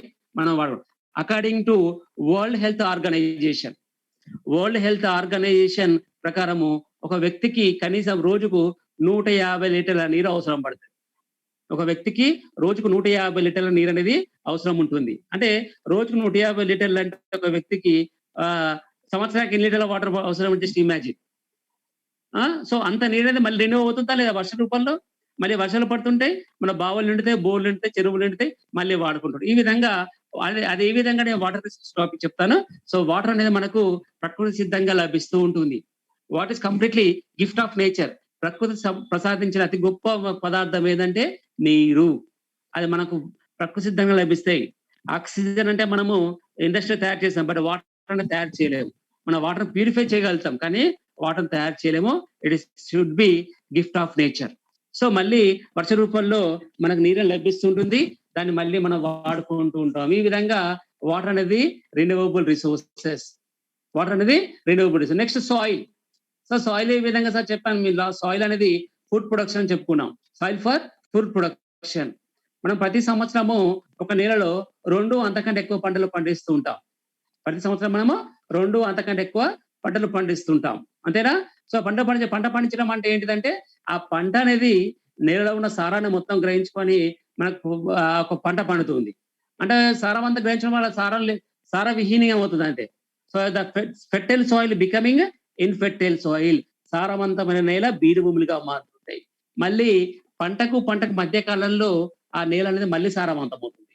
సో ఈ విధంగా సారవంతం కావడం వల్ల అనేది renewing of the soil for the food production. అంటే ఆహార పంటను పండించడానికి కావాల్సిన విధంగా అది సారవంతం అవుతూ ఉంటుంది ఒక పంటకు మధ్య కాలంలో. So soil also renewable resources. Sunlight చెప్పుకోవాల్సిన అవసరం లేదు. ప్రతి కొన్ని వేల సంవత్సరాలకు, లక్షల సంవత్సరాల నుంచి సూర్యుడు ఉంటుంది. Everyday there are 12 hours of sunlight is available. రోజుకు 12 గంటల సన్లైట్ లభిస్తూ ఉంటుంది. దానికి అక్కడ రెన్యూవల్ అవుతూనే ఉంటుంది. నైట్ అవుతుంది, మళ్ళీ తెల్లారి మళ్ళీ సన్ వస్తున్నారు, సూర్యరశ్మి వస్తుంది. Son for light, sunlight for temperature, sunlight for photosynthesis process. ఈ విధంగా సూర్యుడు అనేది రెన్యూవబుల్ రిసోర్సెస్, నేచర్ రిసోర్స్ అది కూడా. నెక్స్ట్ ఇంకొకటి ఫారెస్ట్ రిసోర్సెస్. ఇక్కడ చాలా మంది డౌట్ వస్తుంది, సార్ ఫారెస్ట్ రిసోర్స్ రెన్యూవబుల్ చెప్తున్నాడు, అది అడవులు తరిగిపోతున్నాయి కదా, అడవులు అంతరించిపోతున్నాయి కదా, అది ఏ విధంగా రెన్యూవబుల్ అంటే ఇక్కడ నేను ఫారెస్ట్ అనలే, ఫారెస్ట్ రిసోర్సెస్, అటవీ వనరులు లేదా అటవీ ఉత్పత్తులు. అంటే అడవి నుంచి మనం లభించే ఏవైతే ఉత్పత్తులు ఉన్నాయో అవన్నీ మనకు సీజనల్ లభిస్తూ ఉంటాయి. ప్రతి సంవత్సరం మనం అడవికి వెళ్తుంటామో అక్కడ ఉండే ట్రైబల్ పీపుల్ అనే మనకు కావాల్సిన రిసోర్స్, ఫారెస్ట్ రిసోర్స్ అని కలెక్ట్ చేస్తుంటారు. వాళ్ళు మనకు మార్కెట్ లో అమ్ముతుంటారు. అంటే మళ్ళీ నెక్స్ట్ ఇయర్ వరకు మళ్ళీ అవి produce like flowers, fruits, gums, resins, rubber, spices, ఇవన్నీ కూడా అటవీ ఉత్పత్తులు. హనీ, తేనె, అదేనా? Fruits, flowers, gums, resins, rubber, spices, honey, ఇవన్నీ కూడా మనకు అటవీ ఉత్పత్తులే. ప్రతి సంవత్సరము అవి మనకు అడవిలో పండుతూ ఉంటాయి. దాన్ని మనం తీసుకొచ్చి వాళ్ళు మార్కెట్ లో అమ్ముతుంటాం. మళ్ళీ నెక్స్ట్ ఇయర్ మళ్ళీ సీజనల్ గా మళ్ళీ అవి పంటలు పండుతూ ఉంటాయి. ఈ విధంగా అడవి నుంచి సేకరించి అన్ని కూడా మళ్ళీ ప్రొడ్యూస్ అవుతూనే ఉంటాయి. ఎగ్జాంపుల్ నవంబర్, డిసెంబర్ లో మనకి సీతాఫలాలు, కస్టర్డ్ యాపిల్, సీతాఫలాలు అడవికి వస్తుంది, తెచ్చుకుంటాం, మనం తినేస్తాం. మళ్ళీ నెక్స్ట్ ఇయర్ లో మళ్ళీ సీతాఫలాలు వస్తుంటాయి. అదేవిధంగా బ్లాక్ బెర్రీ, అలనేడు పండ్లు, అదేవిధంగా జాక్ ఫ్రూట్స్, పండ్ల పండ్లు, ఆ విధంగా ఫ్లవర్స్, ఈ విధంగా మన అడిగికి తెచ్చుకున్నాం. Forest resources, not forest resources are renewable resource. ఈ విధంగా మన ప్రకృతి సిద్ధంగా లభించి మనకు ఎంత వినియోగించుకున్నా మళ్ళీ రీప్రొడ్యూస్ అవుతే, మళ్ళీ పునరుత్పత్తి చెందితే దాన్ని పునరుత్పత్తి చెందే సహజ వనరులు అని చెప్పుకోబడుతూ ఉంటాయి. ఓకే, ఫస్ట్ వన్ పునరుత్పత్తి చెందే వనరులు రెన్యూవబుల్. నెక్స్ట్ సెకండ్ వన్ పునరుత్పత్తి చెందని వనరులు, non renewable resources, non renewable natural resource. Second one పునరుత్పత్తి చెందని వనరులు, అవి మళ్ళీ రీప్రొడ్యూస్ కావు. అంటే మనకు ప్రకృతి సిద్ధంగా లభిస్తున్నాయి, దాన్ని మనం తీసుకున్న తర్వాత అవి అంతరించిపోతూ ఉంటాయి. మనం ఎంత వినియోగించుకున్నా అవి that is going to ending, ముగిసిపోతూ ఉంటాయి.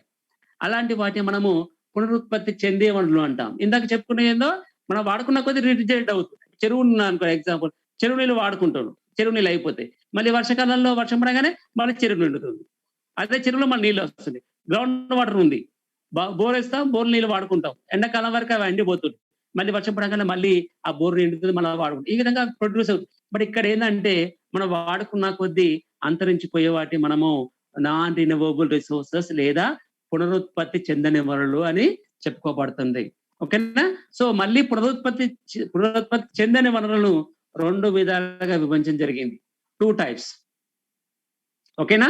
2 types. It's divide into 2 types. Can be recycle, can not be recycle. Can be recycle, can not be recycle. కనబడుతుందా? Can be recycle, can not be recycle. తిరిగి వినియోగించుకోబడేటి, తిరిగి వినియోగించుకోలేని. Can be recycle, can not be recycle. ఒకటి can be recycle అంటే అవి ఒకసారి ప్రకృతి నుంచి, నేచర్ నుంచి మనం తీసుకున్న తర్వాత ఆ ప్రకృతిలో ప్రొడ్యూస్ కావు. బట్ ఏంటంటే అది తీసుకున్న తర్వాత దాన్ని మళ్ళీ రీసైకిల్ ద్వారా వినియోగించుకుంటే దాన్ని మనము కెన్ బి రీసైకిల్ రిసోర్సెస్ అంటాం. ఆ ప్రకృతిలో మళ్ళీ రీజనరేట్ కావు ఆ ప్రదేశంలో. అవి that is going to close. అవి తగ్గిపోతూ ఉంటాయి. సో వాటిని తీసుకున్న తర్వాత ఏంటంటే మనం దాన్ని మళ్ళీ రీసైకిల్ ప్రాసెస్ ద్వారా మనం దాన్ని వినియోగించుకుంటే రీసైకిల్ రిసోర్సెస్ అంటారు. Can be recycle resource. Example metals like gold, silver, copper, aluminium, tungsten, nickel, ఇవన్నీ కూడా లోహాలు అనే విధంగా మన మళ్ళీ కరిగించి మళ్ళీ కొత్త రకమైన ప్రొడక్ట్స్ తయారు చేస్తుంటాం. ఎగ్జాంపుల్ గోల్డ్ ఉందనుకోండి. గోల్డ్ ఐటమ్ అనేది అయితే మనకు తెగిపోయిన పడేస్తామా, దాన్ని కరిగించి కొత్త రకమైన ఆర్నమెంట్ తయారు చేసుకుంటాం, వస్తువు తయారు చేసుకుంటాం. సిల్వర్ అనుకోండి, సిల్వర్ కరిగిద్దాం. అంతేందుకు మన ఇంట్లో ఓల్డ్ ఐరన్ ఉందనుకోండి, ఒక ఫర్నిచర్ ఇరిగింది, ఐరన్ పడతామా, దాన్ని సెకండ్ హ్యాండ్ ఐరన్ కార్డ్ అమ్మేస్తాం, దాన్ని మన డబ్బులు ఇచ్చి వాళ్ళు ఇచ్చి కర్రబెట్టి కొత్త ప్రొడక్ట్ తయారు చేస్తుంటాం. Scrap, iron scrap, aluminium scrap. Okay, ఈ విధంగా కాపర్ స్క్రాప్ అంటే కాపర్ కూడా దాన్ని డివైడ్ చేసి దాన్ని మళ్ళీ కరగబెట్టి, అంటే మనకు అవి ఎన్విరాన్మెంట్ లో మైనింగ్ ద్వారా లభించవు, మళ్ళీ కొత్త మైనింగ్ కి వెళ్ళాల్సిందే. కానీ ఏంటంటే దాన్ని మనం తిరిగి దాన్ని రీసైకిల్ ద్వారా మళ్ళీ వినియోగించుకుంటే దాన్ని మనం can be recycle natural resources, can be recycle non renewable natural resource చెప్పుకోబడుతుంది. ఎగ్జాంపుల్ రాసుకున్నారు కదా, iron, aluminium, tungsten, nickel, all metallic minerals, లోహాలు. ఓకే, సో అలోహాలు కూడా వస్తాయి అందులోనే. సో అదొకటి. నెక్స్ట్ ఇంకోటి రెండవది కెన్ నాట్ బి రీసైకిల్ అంటే రీసైకిల్ చేయడానికి అవకాశం లేని వాటిని can not be recycle non renewable natural resource. వాటిని మనం ఒకేసారి వాడతాం, మళ్ళీ వినియోగించుకోవడానికి ఉపయోగపడదు. we can use that only single time. ఒకేసారి వినియోగించుకుంటాము, రీసైకిల్ చేయడానికి అవకాశం ఉండదు. అలాంటి వాటిని మనము can not be recycle non renewable natural resource అంటాము. ఎగ్జాంపుల్స్ ఫాసిల్ ఫ్యూయల్స్, ఇంధనాలు, petrol, diesel, kerosene, LPG gas. అంతేనా? అవి ఒకేసారి వాడదాం, మళ్ళీ వాడే అవకాశం కాదు. అవి మనం మైనింగ్ ద్వారానే ఆ పెట్రోల్ తీస్తాం. కోల్ అంతే, బొగ్గు అనేది ఒకసారి మండేగానే బూడిదెత్తాం, మళ్ళీ బొగ్గు మళ్ళీ తిరిగి వినియోగించుకోలేము. పెట్రోల్ ఒకసారి మండిస్తాం, మళ్ళీ వినియోగించడానికి వీలు కాదు. ఈ విధంగా తిరిగి వినియోగించుకోవడానికి వీలు లేని వాటిని can not be recycle non renewable natural resource అంటాం. సో సింపుల్ గా ఇది నేచురల్ రిసోర్స్ టాపిక్. ఓకేనా? అర్థమైందా? ఏదో క్వశ్చన్ వస్తుందమ్మా, write about the different types of the natural resource అంటే డెఫినేషన్ రాసి, టైప్స్ రాసి వాటి గురించి ఎక్స్ప్లెయిన్ చేయాలి. సహజ వనరులు అంటే ఏంటిది?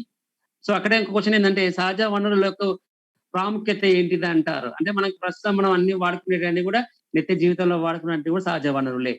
ఏదైనా కానీ ఇప్పుడు మనకి కన్స్ట్రక్షన్ ఆఫ్ హౌస్, ఇల్లు కట్టుకున్నాం అనుకో, ఇల్లు ప్రతి ఒక్క భాగం కూడా నేచురల్ రిసోర్స్ వచ్చింది. ఇటుక మ్యాన్ మేడ్ సోర్సెస్, ఎక్కడ వస్తుంది? మట్టికి వెళ్ళేస్తుంది. మట్టి అంటే నేచురల్ సోర్సెస్. ఇసుక, శాండ్ నేచురల్ రిసోర్సే.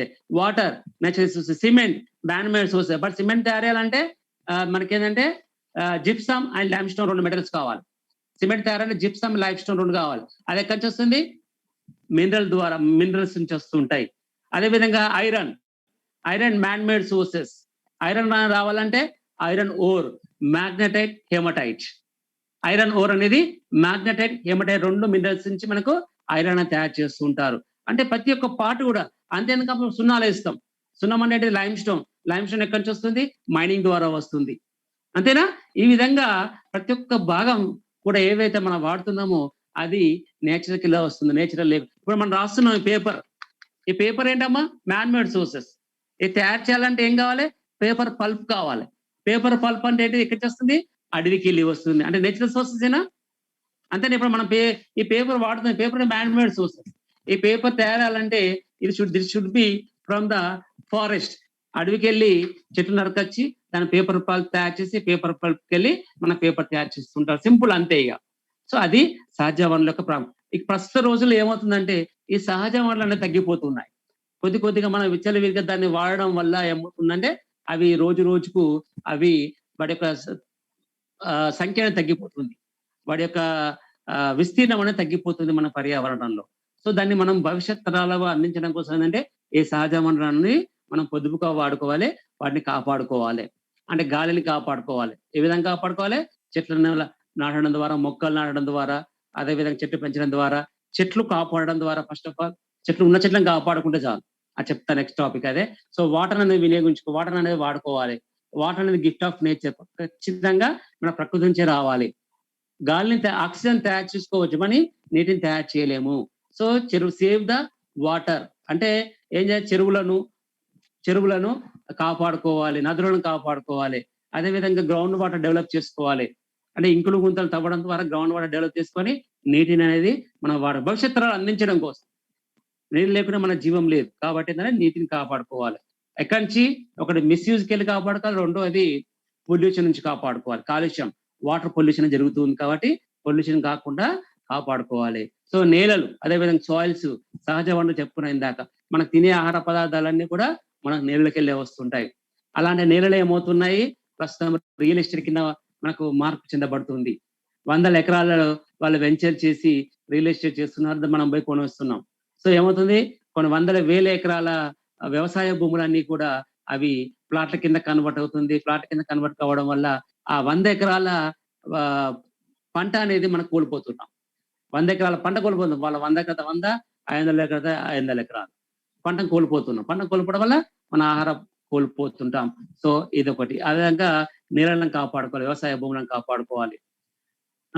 ఈ విధంగా మనం అడవులను కాపాడుకోవాలి. సో ఈ విధంగా ఆ సహజ వనరులు అనేది కాపాడుకుంటేనే భవిష్యత్ తరాలు అనేది మనకు కనబడుతూ ఉంటాయి.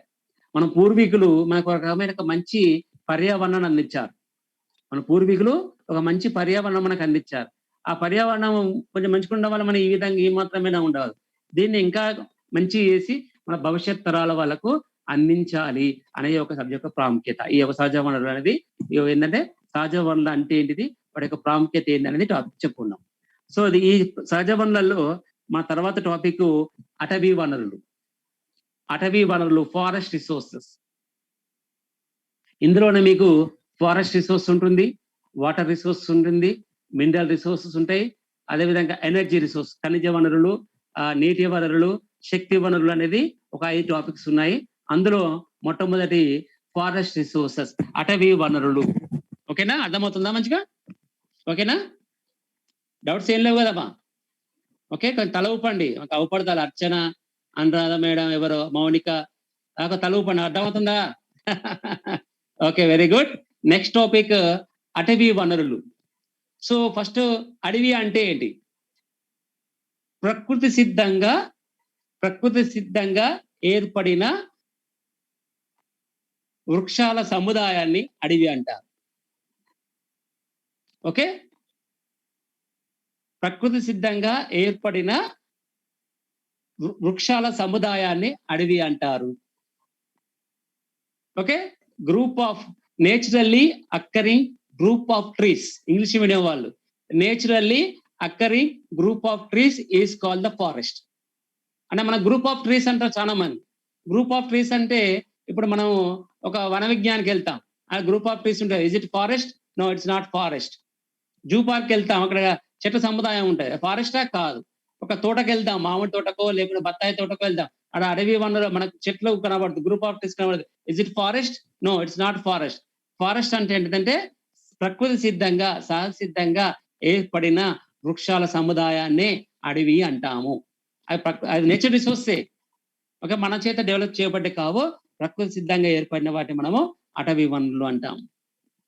ఒక మనకు if you want the good environment condition, ఒక మంచి పర్యావరణం కావాలంటే ఒక దేశంలో, ఏ దేశమైనా కానీ ఒక దేశంలో మంచి పర్యావరణం కావాలంటే ఆ దేశం యొక్క విస్తీర్ణంలో 35% అడవులు కలిగి ఉండాలి.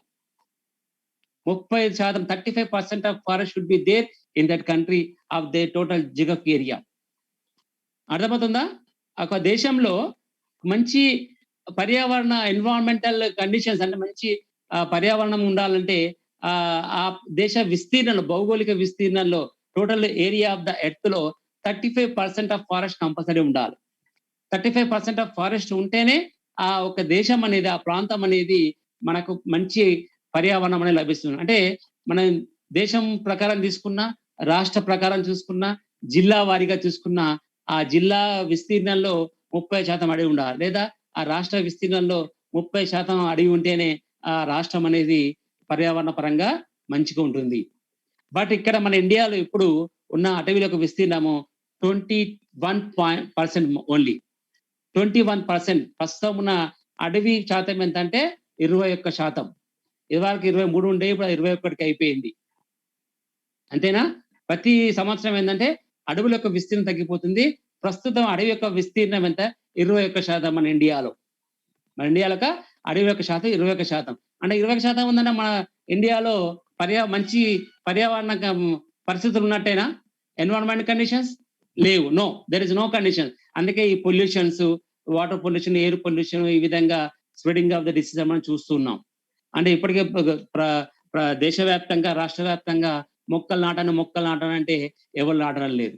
ఏదో ఒక మొక్క 10 మంది నాటుతారు, ఫోటో పెడతారు, మీ మొక్క నాటినామంటారు, అది అయిపోయింది. ఆ మొక్క నాటు వరకే. తర్వాత గొర్రె తినే తెలియదు, బర్రె తినే తెలియదు, ఎవడ కూడా వికే తెలియదు. అంతేనా? అక్కడ 1000 వడకత్తలు నాటుతా అని అది 50 నాటుతారు, మిగతా 950 మొక్కలు అక్కడనే వెళ్ళిపోతాయి. చాలా అబ్జర్వ్ చేసిన. ప్రతి చోట మొక్కలకు నాటే కార్యక్రమంగా చూడండి, ఆ మూలకు అట్నే వెళ్ళిపోతాయి మొక్కలు. ఆ మొక్క పెరగడానికి ఎంత శ్రమ ఉంటుందో అది మనకు తెలియదు.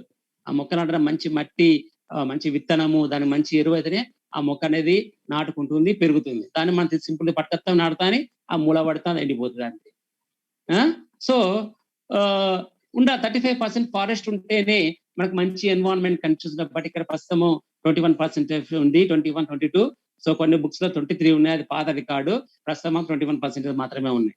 మన రాష్ట్రంలో ఉండే అడవి విస్తీర్ణం ఏంటంటే 26%. మన రాష్ట్రంలో ఉండే అడవి విస్తీర్ణం 26%. ఆ 26%ని 33%గా చేయడం కోసమే ఈ హరితహారం ప్రోగ్రాం పెట్టఅనేది ఒక మంచి ప్రోగ్రాం. దాంట్లో అందరూ పార్టిసిపేట్ చేసి అందరూ తలా 2 మొక్కలు నాటండి. బర్త్డే పేరు విన్నో, బతుకమ్మ పేరు విన్నో, దీపావళి పేరు విన్నో ఒక మొక్క వాటిని నాటంగా సరిపోదు. దాన్ని మంచి పెంచాలి, నీళ్లు పోసి దాన్ని ట్రీ గార్డు పెట్టి మనకంటే పెద్దగా ఏదాం కదా దాన్ని కాపాడాలి. పెట్టినా అయిపోయింది, ఫోటో దిగి సెల్ఫీ దిగంగా సరిపోదు, అది పెరగాలి. మన తల్లిదండ్రులు మనల్ని ఎంత జాగ్రత్తగా పెంచిన పుట్టిన పిల్లల నుంచి ఒక వ్యక్త వయసు వచ్చే వరకు మొక్కను కూడా అదే విధంగా కాపాడు. సో అది ఒకసారి ఒక 10 ఏళ్ళు దాన్ని కాపాడిన వానికి 100 సంవత్సరాలు మనం కాపాడుతుంది మనల్ని, మన పిల్లలని, ఆ తర్వాత జనరేషన్. అది ఒక 100 సంవత్సరాలు కాపాడు. ఒక చెట్టు యొక్క వయసు 100 సంవత్సరాలు బతుకుతాయి. మనం ఉన్నా లేకుండా చెట్టు బతుకుతాయి, దాంట్లో ఉంటాయి. ఒక చెట్టు విలువ ఎంతో తెలుసా మీకు? ఒక చెట్టు విలువ 25 లక్షల రూపాయలు. 50 సంవత్సరాల వయసు ఉన్న చెట్టు విలువ పెట్టినప్పటి నుంచి 50 సంవత్సరాల దాని యొక్క విలువ 25 లక్షల రూపాయలు యావరేజ్ గా. అంటే 25 లక్షల రూపాయలు విలువ చేసే వనరులు అనేది దాని నుంచి మనం పొందుతూ ఉంటాం. గాలి ఆక్సిజన్ కావచ్చు, అదే విధంగా వర్షపాతం కావచ్చు, అది అందించే ఫుడ్ కావచ్చు, లీవ్స్ కావచ్చు, షెల్టర్ కావచ్చు. అంతే అమ్మ, ఇప్పుడు ఆక్సిజన్ కావాలి. ఇప్పుడు కరోనా వచ్చిన వాళ్ళు హాస్పిటల్ ఆక్సిజన్ వేసుకుంటారు. ఒక రోజుకి ఎంత ఎరికైనా ఆక్సిజన్ అయితే రోజుకి 5,000 రూపాయలు. ఆక్సిజన్ కోసమే 5,000 రూపాయలు ఒక రోజుకు. ఆక్సిజన్ అయితే 5,000. అంటే అలాంటి ఆక్సిజన్ ఎక్కడి నుంచి వస్తుందమ్మా? చెట్ల నుంచి వస్తుంది. జస్ట్ అది గుర్తుపెట్టుకుని, ఆ విలువ గుర్తుపెట్టుకుని చాలు. చాలా మంది హాస్పిటల్ పైన ఫస్ట్ చేసే ఆక్సిజన్ ఎత్తారు, 5,000 ఎత్తారు, రోజుకి 5,000 రూపాయలు. అంత విలువైన ఆక్సిజన్ మన జీవితకాలం మొత్తం అందించేది ఏంటంటే మొక్కలు. సో మన ఇప్పుడు ప్రస్తుత టాపిక్ ఏంటంటే ఫారెస్ట్ రిసోర్సెస్. ఓకే, సో ఇక్కడ మనకు రాసుకొని యూజెస్ ఆఫ్ ఫారెస్ట్, అడవుల యొక్క ఉపయోగాలు. Uses of forest.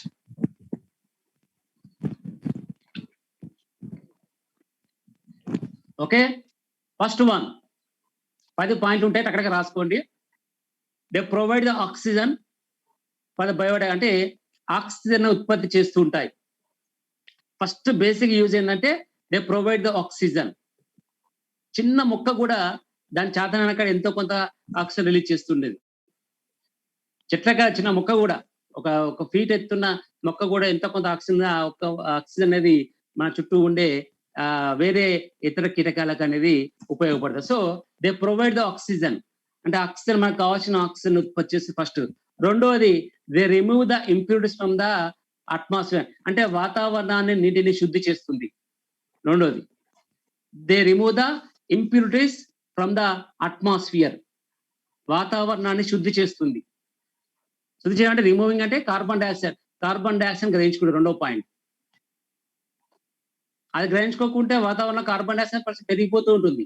Carbon dioxide is a green house gas. So అంత ప్రమాదకరమైన కార్బన్ డైఆక్సైడ్ గ్రహించుకునేది ఒక మొక్కలు మాత్రమే, మనం కాదు. మన ఆక్సిజన్ పీల్చుకుంటాం, కార్బన్ డైఆక్సైడ్ చచ్చిపోతాం మనం అంతే.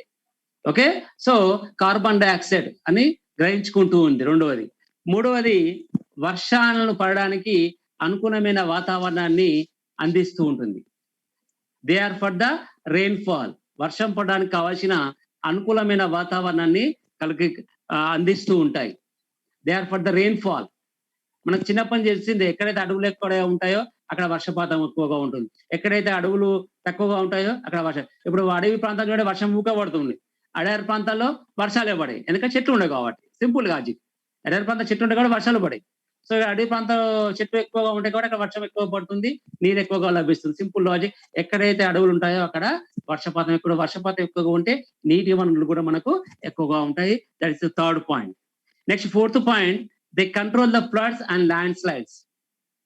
వరదలను అదేవిధంగా ల్యాండ్ స్లైడ్స్ ను, దాన్ని ఏమంటారు తెలుగులో? ల్యాండ్ స్లైడ్స్ ఏమంటారమ్మా? అవపాతనాల. దాన్ని ఏమంటారు? శిలలు, రాళ్ళు, బండలు అనేది జారి కింద పడుతూ ఉంటాయి, ల్యాండ్ స్లైడ్స్ అంటారు. They control the floods and. ఇప్పుడు చూడండి, అడవి ప్రాంతాలలో చెట్లు ఉన్నాయనుకో, చెట్లు ఏంటంటే వేరు వ్యవస్థ అనేది స్ట్రాంగ్ ఉండి ఆ కొండ చర్యలు విరిగిపడకుండా అడ్డుకుంటూ ఉంటాయి. అదేవిధంగా వరదలు రాకుండా అడ్డుకుంటూ ఉంటాయి. They control the floods. చూడండి, అడవి ప్రాంతాలలో వరదలు రావు. చూడండి, అబ్జర్వ్ చేయండి, చెట్ల సముదాయం ఉన్న కాడ వరదలు రావు. ఎందుకంటే ఒక్కొక్క చెట్టు ఏంటంటే ఆ నీటి యొక్క ప్రవాహాన్ని తగ్గిస్తూ ఉంటాయి. నీరు అనేది వేగంగా వచ్చినప్పుడు చెట్టు దానికి ఏమవుతుంది, ఆ చెట్టు రాగానే అక్కడ ప్రవాహం తగ్గిపోయినప్పుడు ఫ్లడ్స్ అనేది రావు. అందుకే మన కాలనీలో చూడండి, ఎక్కువగా మన కాలనీలో ఒక సిటీలో వర్షం పడినప్పుడు ఆ కాలనీలో నీళ్ళు ఎక్కువ లేని ప్రదేశంలో ఫ్లడ్స్ ఎక్కువగా వస్తుంటాయి, కార్లు బండ్లు కొట్టుకోపోతాయి. చెట్లు ఎక్కువ ఉన్నాయనుకో, వెలాసిటీ తగ్గిస్తే వేగాన్ని తగ్గించి ఫ్లడ్స్ రాకుండా చేస్తుంటాయి. కాలనీ రోడ్ సైడ్స్ కు ఎక్కువ సంఖ్యలో చెట్లు ఉన్నప్పుడు ఆ ఫ్లడ్స్ అనేవి తగ్గిపోతూ ఉంటాయి. చెట్లు లేని ప్రదేశంలో ఈ కార్లు బండ్లు మనం కూడా కొట్టుకపోతూనే ఉంటుంది దాంతో. So they control the floods and land slides. అదేవిధంగా కొండ ప్రాంతాల్లో, గుట్ట ప్రాంతాల్లో చెట్లు ఎక్కువగా ఉన్నప్పుడు కొండ చెట్లు విరిగిపోవడం. ఓకే, ల్యాండ్ స్లైడ్స్ అంటారు వాటిని. So next the fifth point, control the increasing of atmosphere temperature. Control the increasing of atmosphere temperature. భౌమ ఉష్ణ పెరుగుదలను నియంత్రిస్తూ ఉంటాయి. వాతావరణంలో ఉష్ణోగ్రత పెరగకుండా నియంత్రిస్తూ ఉంటాయి. మనకు కావాల్సిన టెంపరేచర్ 30°C కావాలి. అంటే ఏ విధంగా అంటే ఆ చెట్లు ఉండడం వల్ల మనకు వాతావరణ ఉష్ణోగ్రత పెరుగుదల కాకుండా ఉంటుంది. ఎన్ని సంవత్సరాలైనా మనకి ఇంకా 35 డిగ్రీల నుంచి 40 డిగ్రీ వరకే ఉంటుందంటే because of the having of trees. మన చుట్టూ కనుక ఒక 110 చెట్లు అనుకో, మన వాతావరణం చల్లగా ఉంటుంది. చెట్లు లేకుంటే మొత్తం వేడి ఉంటుంది. అంటే వాతావరణంలో వేడి ఉష్ణోగ్రత పెరుగుదల కాకుండా అవి నియంత్రిస్తూ ఉంటాయి. ఓకేనా? సో అదొక point. Next the control the soil erosion. అంటే నేల క్రమక్షయం కాకుండా కాపాడుతాయి. The control the soil erosion. అంటే ఏమైందంటే ఇప్పుడు చూడండి, మన ఒక అబ్జర్వ్ చేయండి, మన పంట పొలాలు, అగ్రికల్చర్ ల్యాండ్ లో పంట పొలాల చుట్టూ పెద్ద పెద్ద చెట్లు పెంచుతారు. వ్యవసాయ ప్రాంతాలకు వెళ్ళండి, ఆ వ్యవసాయ ప్రాంతాల్లో మధ్యలో ఉంటే చుట్టూ పెద్ద పెద్ద చెట్లు పెంచుతారు. యాప చెట్లు, తాడి చెట్లు, మర్రి చెట్లు, రావి చెట్లు చుట్టూ ఆ వ్యవసాయ భూమి చుట్టూ పెంచుతారు. ఎందుకు పెంచుతారు అంటే ఏంటంటే గాలి బాగా వీచినప్పుడు ఏంటంటే ఆ గాలికి ఆ వ్యవసాయ పొలాలలో మట్టి అనేది గాలి కొట్టుకోపోకుండా అవి ఆపుతూ ఉంటాయి. ఇప్పుడు మనకు కూలర్ వేసుకున్నప్పుడు కూలర్ కట్టాక మనిషి లేవడం గాలెత్తా మనకు అవతలడానికి, అంతేనా? ఇప్పుడు కూలర్ వేసుకున్నప్పుడు ఏమైనా కూలర్ కట్టాక లేవడం గాలెత్తా అవతలడానికి, అంటే ఏంటంటే అది అడ్డు కూడా లెక్క ఆపుతాయి. అదే విధంగా వ్యవసాయ ప్రాంతాలలో చెట్లు ఉండడం వల్ల ఏమంటే గాలి బాగా వచ్చినప్పుడు ఆ గాలి అనేది పంట పొలంలో మట్టి కొట్టుకుపోకుండా కాపాడుతుంది. అర్థమవుతుందా? సాయిల్ ఎరోజన్ అంటే సారవంతమైన నేల అనేది గాలి ద్వారా కావచ్చు, నీటి ద్వారా కావచ్చు, సారవంతమైన నేల కొట్టుకుపోకుండా, ఎందుకంటే మనకు ఆ సారవంతమైన నేల మన పంట పండుతుంది. సో సారవంతమైన నేల పోకుండా ఆ చుట్టూ కూడా ఆ వ్యవసాయ పొలాల్లో గట్లెమ్మడి చెట్లు పెంచుతుంది. చెట్లు పెంచడం వల్ల గాలి బాగా వచ్చినప్పుడు ఆ నేల వ్యవసాయ పొలాలలో మట్టి అనేది కొట్టుకోకుండా కాపాడు. దాన్నే సాయిల్ ఎరోజన్ అంటారు. ఓకేనా? సో అదొకటి. అందుకే చెట్లు పెంచుతూ ఉంటారు. తుమ్మ చెట్లు, వేప చెట్లు, రావి చెట్లు అని చూడండి వ్యవసాయ పొలాలు ఖచ్చితంగా ఉంటాయి. సో అది ఎందుకంటే గాలి బాగా వచ్చినప్పుడు ఆ వ్యవసాయ పొలాల్లో ఉన్న మట్టి కొట్టుకోకూడదు. సాయిల్ ఎరోజన్ కాకుండా నేల క్రమక్షయం కాకుండా అవి అడ్డుకుంటూ ఉంటాయి. Next point, they provide the food and shelter for wild life. They provide the food and shelter for wild life అంటే అడవి జంతువులకు, పక్షులకు ఆహారాన్ని, అదే విధంగా నివాసాన్ని అవి అందిస్తూ ఉంటాయి. అంటే మనకు బయట 4 చెట్లు ఉన్నాయనుకో, దాని పక్షులు ఉంటాయి, ఉడతలు ఉంటాయి, ఇంకా వేరే రకరకాల జీవులు అనేది వాటి మీద ఆవాసం చెందుతూ ఉంటాయి. అంతేనా? ఆవాసం పొందుతూ ఉంటాయి. చెట్లు లేకుంటే మన పక్షులు కనబడు. చెట్లు ఉన్నాయనుకో రకరకాల పక్షులు, తర్వాత బటర్ఫ్లైస్, డ్రాగన్ ఫ్లైస్, గ్రాస్ అంటే దాన్ని ఏమంటారు మనం, బటర్ఫ్లైస్, సీతాకొక చిలుకలు, ఓకే, దువ్వెళ్ళు అంటాం, సీతాకొక చిలుకలు, దువ్వెళ్ళు, గ్రాస్ హోపర్స్ అంటే అదేమంటాం గొల్లబామలు, ఉడతలు, ఈ విధంగా చాలా మనకు కనబడుతూ ఉంటాయి.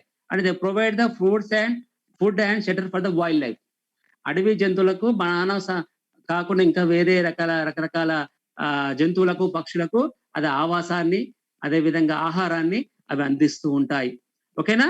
So next point, develop the ground water level. భూగర్భ జలాలు పెరిగే విధంగా దోహదం చేస్తూ ఉంటాయి. భూగర్భ జలాలు పెరిగే విధంగా దోహదం చేస్తున్నాయి. ఒక ట్రీ ఏంటంటే ఒక రెయిన్ వాటర్ హార్వెస్టింగ్ పిట్. ఒక చెట్టు ఒక ఇంకుడు గుంత లెక్క మనకు ఉపయోగపడుతుంది. ఒక చెట్టు ఒక ఇంకుడు గుంత లెక్క ఇంకుడు గుంత ఏర్పాటు చేయాల్సిన అవసరం లేదు. ఇంటి చుట్టూ 4 చెట్లు ఉన్నాయనుకో, పెద్ద పెద్ద చెట్లు ఉన్నాయనుకో, అవే ఇంకుడు గుంత లెక్క. ఎందుకంటే అది వేరు వ్యవస్థనే భూమిలోకి పోతూ ఉంటాయి. వేరు వ్యవస్థ భూమిలోకి పోయినప్పుడు ఏంటంటే లోపల గ్యాప్స్ అని అరేంజ్ చేస్తాయి. సో వర్షం పడ్డప్పుడు ఏంటంటే ఆ వేరు వ్యవస్థ ద్వారా, ఆ గ్యాప్ల ద్వారా నీరు లోపలికి వెళ్ళిపోతుంది. సో దాని గ్రౌండ్ వాటర్ డెవలప్ అవుతాయి. అంతే. ఒక చెట్టు ఒక ఇంకుడు గుంత లెక్క మనకు ఉపయోగపడుతుంది. సో ఇంకుడు గుంత లెక్క ఉపయోగపడడం వల్ల ఏమవుతుందంటే మనకు భూగర్భ జలాలు అనేది పెరుగుతూ ఉంటాయి. ఓకే, గ్రౌండ్ వాటర్ లెవెల్ అనేది డెవలప్ అవుతుంటుంది. అదొక పాయింట్. ఇంకొకటి, they provide the fruits, flowers, gums, resins, rubber, పూలు, పళ్ళు. పూలను చాలా మందికి అడవికి వచ్చే పూలు ఏంటి అని డౌట్ పడుతుంటుంది. అడవికి వచ్చే పూలు ఏంటి అమ్మా? బతుకమ్మలో వాడే ప్రతి పువ్వు కూడా మన అడవి నుంచి వచ్చేటియే. అది గుర్తుపెట్టుకోండి. బతుకమ్మలో వాడే ప్రతి పువ్వు అడవి పూలే. ఆ ఒకరోజు తెస్తాం. తర్వాత ఫ్రూట్స్ ఏంటి అంటే సీతాఫలాలు చాలా రెగ్యులర్ గా మిగతా ఇప్పుడు మనం తినేటి అన్ని కూడా ఒకప్పుడు అడవికి వెళ్ళి వచ్చేటి. దాన్ని మనం ఎక్కువ ఉత్పత్తి కోసం దాన్ని తోటల లెక్క పెంచుతున్నాం, కానీ ప్రతి ఒక్క ఫ్రూట్ కూడా మనకు అడవికి వెళ్ళే వస్తుంటాయి. తేనె, అడవి తేనె బాగుంటుంది. ఇప్పుడు మనకు ఆర్టిఫిషియల్ గా ఆ తేనె తీగల సాగు చేసి తేనెని తయారు చేస్తున్నా, అది పెద్ద టేస్ట్ ఉండదు. అడవి తేనె తాగడం ఎంత బాగుంటుందో, 100 సంవత్సరాలైనా ఖరాబు కాదు అది. సో అడవి తేనె కావచ్చు, గమ్ కావచ్చు. గమ్ తెలుసా? క్యామిల్ గమ్ అని మన క్యామిల్ కంపెనీ వాడు తయారు చేస్తారు. క్యామిల్కి వెళ్ళి రాదు గమ్, గుర్తుపెట్టుకోండి. ఆ చెట్లకెళ్ళి వచ్చేది. చెట్లకి మనకు రంధ్రం చేయగానే గాయమైంది అనుకో, మన రక్తం కానట్టుగా వాడు గమ్ కాడుతుంటుంది. అదే విధంగా రబ్బర్, మనం ఇరేజర్ వాడుతున్నాం కదా, ఇరేజర్ చెట్టకెళ్ళి వస్తుంటుంది. అదే విధంగా టైర్లకు వాడే ఒక మెటీరియల్ కూడా మన చెట్టకెళ్ళి వస్తుంది. ఒక రకమైన చెట్టకెళ్ళి ఘాటు పెడితే చుక్కలు రెజిన్ వస్తుంది. ఆ రెజిన్ కెళ్ళి టైర్లు తయారు చేస్తుంటారు. గమ్స్, ఈ విధంగా ప్రతి ఒక్క ప్రొడక్ట్ కూడా మనకు ఫారెస్ట్ కెళ్ళి వస్తుంది. అదే విధంగా medicinal plants, timber, wood, fire wood, వంట చెరుకు ఎక్కడ చేస్తుంది? ఫారెస్ట్ కెళ్ళి వస్తుంది. అదే విధంగా టింబర్, ఫర్నిచర్, ఇళ్లలో మనం వాడే ఫర్నిచర్ అన్ని కూడా మనకు అడవికి వెళ్ళి వస్తుంది. ఈ విధంగా మనకు అదే విధంగా they provide the employment and shelter for the tribal people. గిరిజనులకు దాన్ని ఏమంటారు, ఉపాధిని, అదే విధంగా వాళ్ళకు ఆవాసాన్ని అందించేది అడవులలో ఉండే చాలా మంది కొండ జాతీయులు, గిరిజనులు, ఏవైతే వాళ్ళ ఎంప్లాయ్మెంట్ సోర్స్ అనేది కూడా మనకు అడవిలో లభిస్తూ ఉంటుంది. సో ఇవన్నీ కూడా మనకు అడవిల వల్ల ఉపయోగాలు, చెట్ల యొక్క ఉపయోగాలు. ఓకేనా? ఇంకా చాలా ఉన్నాయి. ఇవి major uses of the forest. Okay, next మనకు టాపిక్ ఏంటంటే కాజెస్ ఆఫ్ డిఫారెస్టేషన్. అడవులు అంతరించిపోవడానికి ప్రధాన కారణాలు. ఇందాక చెప్పుకున్న 30% అడవులు ఉండాలి, మనకు 21% అడవులే ఉన్నాయి. ప్రపంచవ్యాప్తంగా అతి తక్కువ అడవి వనరులు ఏంటంటే మన దేశంలోనే ఉంది. అంటే మనకు స్వతంత్రం వచ్చే నాటికి మన ఇండియాలో 28% అడవులు ఉండేవి. 28%, 30% ఉండేది. బట్ ఏంటంటే అప్పటి నుంచి ఇప్పటి వరకు 70 సంవత్సరాలలో అడవి విస్తీర్ణము 30% నుంచి 21%కి వచ్చింది. అంటే అడవుల విస్తీర్ణం తగ్గిపోయింది. కారణాలు ఏంటి? అంత విలువైన అడవులు అనేది అంతరించిపోవడానికి ప్రధాన కారణాలు. కాజెస్ ఆఫ్ డిఫారెస్టేషన్, అడవులు అంతరించిపోవడానికి ప్రధాన కారణాలు. ఓకే, ఒకటి population, rapidly increasing of human population, జనాభా పెరుగుదల, rapidly increasing of human population, జనాభా పెరుగుదల. సో స్వతంత్రం వచ్చే నాటికి మన ఇండియాలో జనాభా 40 కోట్లు, అంతేనా? ఇప్పుడు ఎంత? 135 కోట్లు. వీళ్ళంతా ఎక్కడికి వెళ్ళాలి?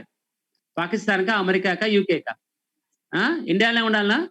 సో వాళ్ళకు ఫుడ్ను అదే విధంగా షెల్టర్ను అందించడం కోసం అడవులను నరికివేస్తుంటారు.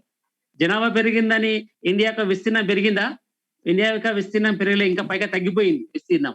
సో ఇండియా యొక్క విస్తీర్ణం తగ్గిపోవడం వల్ల ఏంటంటే అక్కడ ఉన్న అడవి భూములను మొత్తం నరికేసి వాళ్ళు డెవలప్మెంట్ చేస్తున్నారు. అంటే the main reason for the deforestation there is rapidly increasing of human population. ఓకేనా? సో రెండోది అర్బనైజేషన్, నగరి పట్టణీకరణ. ద సెకండ్ ప్రాబ్లం అర్బనైజేషన్, పట్టణీకరణ, పట్టణాలను విస్తరించడం, expansion of the cities and towns. Okay, ఈ నగరాలను అభివృద్ధి చెందుతూ ఉన్నాయి. 10 కిలోమీటర్ల విస్తీర్ణం ఉన్న నగరం ఇప్పుడు ఒక్కొక్కటి 50 కిలోమీటర్లు విస్తరించింది.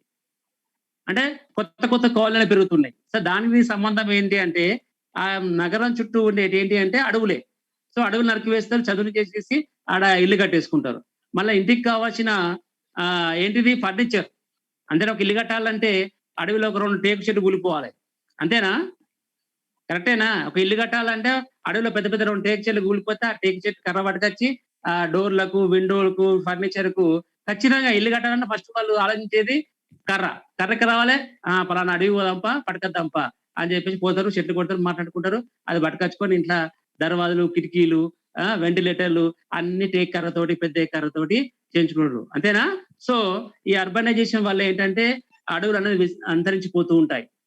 అంటే డైరెక్ట్ గా అడవిలో ఇల్లు కట్టుకోవడం. రెండోది చుట్టుపక్కల ఉన్న అడవికి వెళ్ళి ఆ కలెక్షన్ ఆఫ్ టింబర్ వల్ల మనకు అడవులను అంతరించి రెండవది. నెక్స్ట్ మూడవది ఇండస్ట్రియలైజేషన్, పారిశ్రామీకరణ. మూడవది కారణము ఇండస్ట్రియలైజేషన్, పారిశ్రామీకరణ. అంటే ఒక పరిశ్రమను నెలకొల్పాలంటే అది ఎక్కడైతే హన్మకొండ నుంచి వస్తానా, వరంగల్ నుంచి వస్తానా? అడవి ప్రాంతాల్లోనే వాళ్ళు పరిశ్రమ నెలకొల్పోతుంటారు, అంతేనా? ఊరికి చివరిలో, ఊరికి దూరంగా, జనావాసాల దూరంగా అడవి ప్రాంతాల్లోనే ఆ పరిశ్రమ నెలకొల్పాలి. సో అడవి ప్రాంతాల పరిశ్రమ నెలకొల్పు కోసం 10 ఎకరాలు కావచ్చు, 20 ఎకరాలు కావచ్చు, 30 ఎకరాలు వాళ్ళకి అవసరం ఉంటుంది. వాళ్ళు అడవి మొత్తం నరికివేసి ఆ ప్రాంతాల్లో అడవి పరిశ్రమలు నెలకొల్పబడుతుంది. చూడండి, ఇప్పుడు మనకు రోజు పేపర్లో పడుతుంటాయి 100 ఎకరాల విస్తీర్ణం ఈ కంపెనీ పెడతారు, 50 ఎకరాల విస్తీర్ణం అది పెడతారు అంటారు. అది ఎక్కడ పెడతారు? అడవి ప్రాంతాల్లో అండి. సో దానికోసం అడవులను నరికివేది. మన సిటీలో ఉన్న తెలియదు కానీ అడవి ప్రాంతాల్లో పోతే వెళ్తుంది పారిశ్రామీకరణ. మూడవది. సో నెక్స్ట్ వన్ మైనింగ్, గనుల తవ్వకం వల్ల అడవులు అంతరించిన ప్రధాన కారణం గనులు. సో ఇప్పుడు మనకి ఏదైనా గనులు తవ్వాలంటే అవి ఎక్కడ లభిస్తుంటాయి? 99% of the mineral resources they explore at the forest reason. అడవి ప్రాంతాల్లో మాత్రమే లభిస్తాయి, అంతేనా? గోదావరిఖాన్ తీసుకోండి. ఇప్పుడు గోదావరిఖాన్ అంటే మైనింగ్ ఏరియా. సో బొగ్గు అనేది మైనింగ్ ఏరియా కాకముందు it's very very very thick forest, దట్టమైన అడవి ప్రాంతం గోదావరిఖాన్. ఇప్పుడు ఏంటంటే మనకి అడవి కనబడదు. ఎప్పుడైతే బొగ్గు అనుకున్నారో అడవి మొత్తం బొగ్గులు కలిసిపోయింది, అంతేనా? అదే విధంగా భూపాలపల్లి, నాకు తెలిసి భూపాలపల్లి ఒకప్పుడు దట్టమైన, ఇప్పుడు దట్టమైన అడవి ప్రాంతమే. సో ఆ భూపాలపల్లి బొగ్గు అనుకున్నారు, అడవి గోదావరిఖాని పోయింది. అదే విధంగా కడప పోతే ఈ విధంగా నువ్వు ఎక్కడివో the mineral resources they can found at the forest, అడవి ప్రాంతాల్లో లభిస్తాయి. అంతేనా? ఇప్పుడు కొత్తగా నల్లమల ఫారెస్ట్ ఏంటి అమ్మా అవి? బాక్సైడ్ మినరల్ అనుకుంటా. సేమ్ నల్లమల బాక్సైడ్ మినరల్ కోసం నల్లమల అడవిలో మొత్తం నరికి వెళ్ళాలంటే చాలా మంది దాన్ని ఫైట్ చేస్తే అది ఆగిపోయింది. లేకుంటే నల్లమల అడవి ఫారెస్ట్ కూడా పోతుంటాయి. అంటే గనుల తవ్వకం. సో ఎక్కడ వాళ్ళు మినరల్ కనుక్కోండి మొత్తం ఆ చుట్టుపక్కల ప్రాంతం మొత్తం చెట్టు నరికి వేసి వాళ్ళు అక్కడ మైనింగ్ చేస్తున్నారు. మైనింగ్ ఓకేనా? సో ఇంకొకటి ఏంటంటే ఫారెస్ట్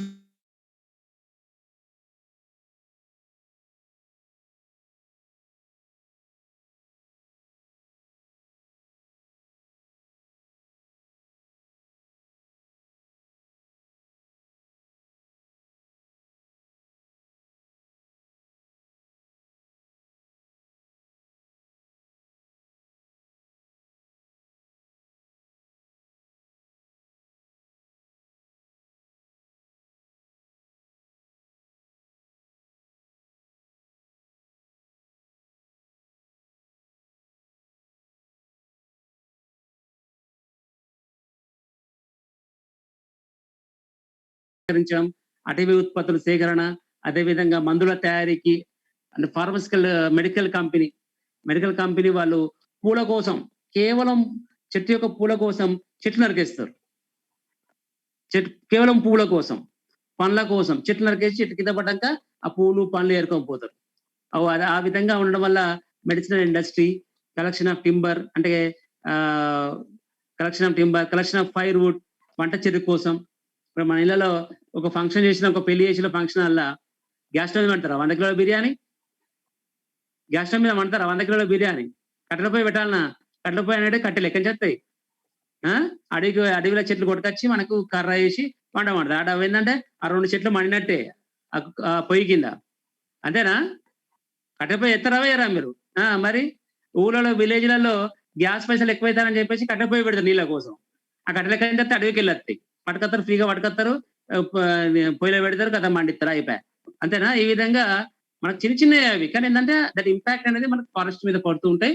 సో ఇవి అడవులు అంతరించిపోవడానికి ప్రధాన కారణాలు. ఓకేనా? ఇదొక పాయింట్. ఇందులోనే ఇంకొక టాపిక్, అడవులను ఏ విధంగా డెవలప్ చేయాలి, డెవలప్మెంట్ ఆఫ్ ద ఫారెస్ట్. అడవి అభివృద్ధి చేసే విధానం అంటే మనకి ఇన్ని ఉపయోగాలు ఉన్నప్పుడు ఆ ఉపయోగాలను ఉపయోగించుకోవాలంటే అడవులు అనేది ఉండాలి. కాబట్టి ఏంటంటే ద ఫస్ట్ పాయింట్ అటవీ అభివృద్ధి. First point afforestation and reforestation. Afforestation, reforestation తెలుగులో దాన్ని ఏమంటారు?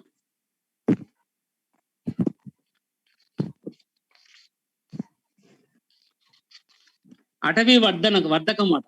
అటవీ వర్ధకం ఏఫారెస్టేషన్ అండ్ రీఫారెస్టేషన్. ఏఫారెస్టేషన్ అంటే డెవలప్ ద న్యూ ఫారెస్ట్. అంటే ప్రభుత్వ భూములు ఏవైతే ఉన్నాయో ఆ ప్రభుత్వ భూములలో అనేక రకాల వందల సంఖ్యలో మొక్కలు నాటి కొత్త రకమైన అడవిని ఉత్పత్తి చేస్తే దాన్ని ఏఫారెస్టేషన్ అంటారు. కొత్త అడవులని ఉత్పత్తి చేయడం ఏఫారెస్టేషన్. రీఫారెస్టేషన్ అంటే అడవి అంతరించిపోయిన ప్రదేశంలో మళ్ళీ అడవిని డెవలప్ చేయాలి. ఎక్కడైతే అడవులు అంతరించిపోయాయో అంటే ఫారెస్ట్ ఫైర్ వల్ల కావచ్చు, పోడు వ్యవసాయం వల్ల కావచ్చు, ఇంకే విధమైన కావచ్చు, అలాంటి ప్రదేశంలో మళ్ళీ మొక్కలు నాటి అడవిని డెవలప్ చేస్తే రీఫారెస్టేషన్ అంటారు. అంటే అంతరించిపోయిన చోట ఎక్కడైతే అడవులు తగ్గిపోయిన చోట మళ్ళీ మొక్కలు నాటి వాటిని సంరక్షించి అడవిని డెవలప్ చేస్తే దాన్ని రీఫారెస్టేషన్ అంటారు. ఏ ఫారెస్టేషన్ అంటే డెవలప్ ద న్యూ ఫారెస్ట్, కొత్త రకమైన అడవిని ఉత్పత్తి చేయడం, ఏర్పాటు చేయడం దాన్ని. సో ఈ 2 విధాల ద్వారా అడవిని డెవలప్ చేయొచ్చు. ఇప్పుడు చూడండి, మన హరితహారం ప్రోగ్రామ్ పెట్టిళ్ళు. సో ఎక్కడ ఖాళీ ప్రదేశం అక్కడ ఉన్నారు, విత్తన బంతులను తయారు చేసి మీరు మొక్కలు నాటిల్లా? అసలు హరితహారం కింద మొక్కలు నాటిల్లు ఎవరన్నా? గులాబీ మొక్క, తులసి మొక్క? గులాబీ మొక్కలు, తులసి మొక్కలా? యాప చెట్లు కాదా? జామ చెట్లు? గులాబీ మొక్క పెడితే మీ మొక్క నాటిన గులాబీ మొక్కలు కాదమ్మా, పెద్ద పెద్ద వృక్షాలుగా పెరిగేవి కావాలి.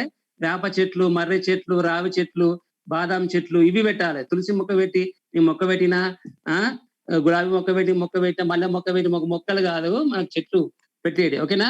సో అంటే మన చుట్టూ ఉండాలి. ఎంత ఉండాలంటే మన ఇంట్లో ఎంత మంది ఉన్నారో వాళ్ళకి సమాన సంఖ్యలో చెట్లు ఉండాలి మన ఇంటి చుట్టూ. గుర్తుపెట్టుకోండి. మన ఒక ఇంట్లో ఎంతమంది వ్యక్తులు ఉన్నారో వాళ్ళకి సమాన సంఖ్యలో అక్కడ బయట మనకు చెట్లు అనేది ఉండాలి.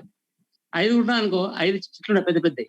అందులో ఉండాల్సిన ప్రాథమికంగా ఉండాల్సినవి వేప చెట్టు, తర్వాత మామిడి చెట్టు బేసికల్ గా ఉండేది. వేప చెట్టు, మామిడి చెట్టు, తర్వాత జామ చెట్టు, తర్వాత అల్లనేడు చెట్టు. ఈ 4 కంపల్సరీ ఉండాలి మన ఇంట్లో. ఏదున్నా లేకున్నా చెప్తాను నెక్స్ట్ చెప్తాను అదే.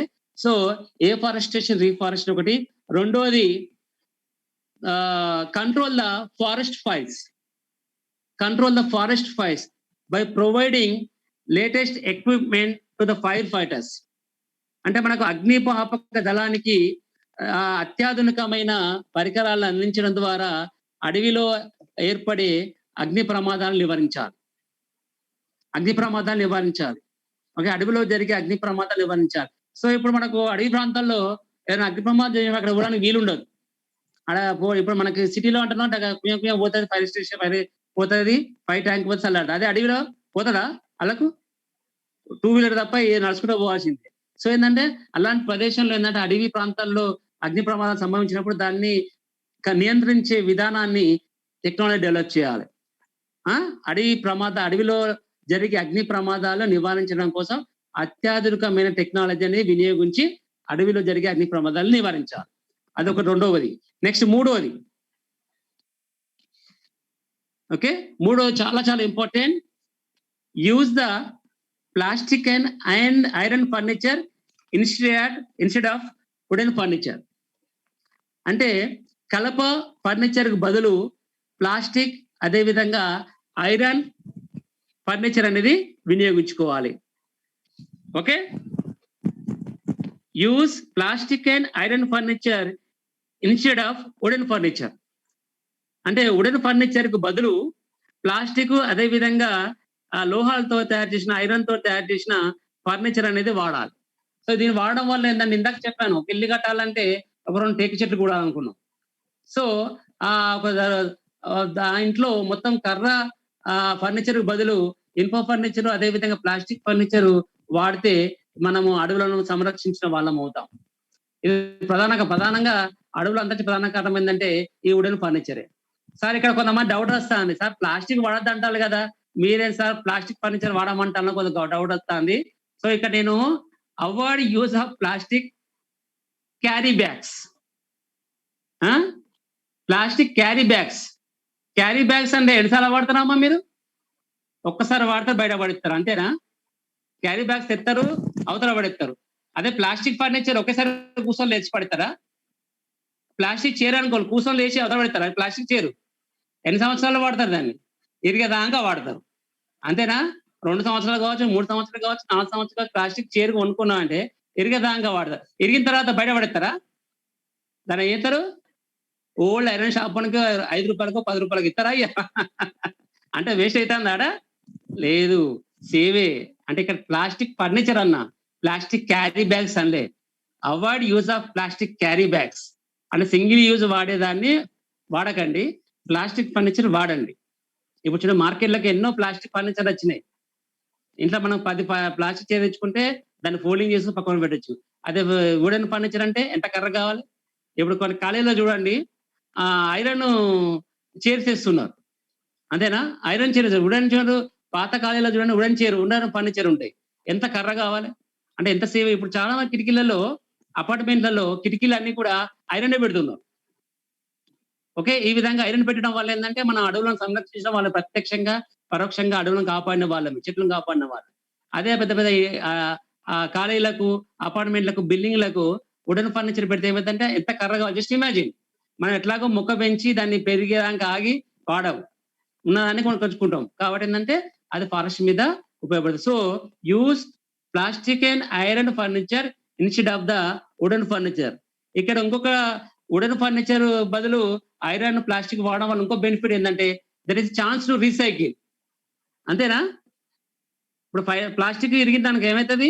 దాన్ని ఎత్తే వాడు 5-10 ఇస్తాడు. ఐరన్ ఇచ్చిన సెకండ్ హ్యాండ్కి ఇస్తే వాడు 100-200 ఇస్తాడు. అదే వుడెన్ ఫర్నిచర్ ఇరిగితే పొయ్యిలో పెట్టాల్సిందే, అంతేనా? దాన్ని వాడు తీసుకుంటాడా? ఇరిగిందంటే పొయ్యిలో పెట్టాల్సిందే. దానివల్ల చాలా నష్టాలు ఉంటాయి. సో ఈ విధంగా మనం అడవులు అనేది మనం కాపాడుకోవాల్సిన పరిస్థితి ఉంటుంది. అంటే మనకు మంచి పర్యావరణం కావాలంటే మనకు 30% అడవి కలిగి ఉండాలి. ఆ దేశం యొక్క విస్తీర్ణత, ఆ ప్రాంతం యొక్క పూర్తి భౌగోళిక విస్తీర్ణంలో 30% అడవి కలిగి ఉండాలి. మన ఇళ్లలో కూడా ఒక వ్యక్తికి ఒక్కొక్క చెట్టు కంపల్సరీ ఉండాలి. అప్పుడే మనం ఆరోగ్యంగా ఉంటాం. ప్రతి ఒక్కరికి తెలుసు మనకు ఆక్సిజన్ కావాలి, గాలి కావాలి. గాలి ఎక్కడి నుంచి వస్తుంది? చెట్లకెళ్ళే వస్తుంది. సో గాలి, అదేవిధంగా చల్లని వాతావరణం, ఏసీలు లేకుండా, కూలర్లు లేకుండా ఉండాలంటే మన చుట్టూ ఇంటి ముందు 2 చెట్లు ఉండాలి. వేప చెట్టు ఎందుకు అనాలంటే ఒక వేప చెట్టు 200 రకాల క్రిమికీటకాలను చంపేస్తుంది.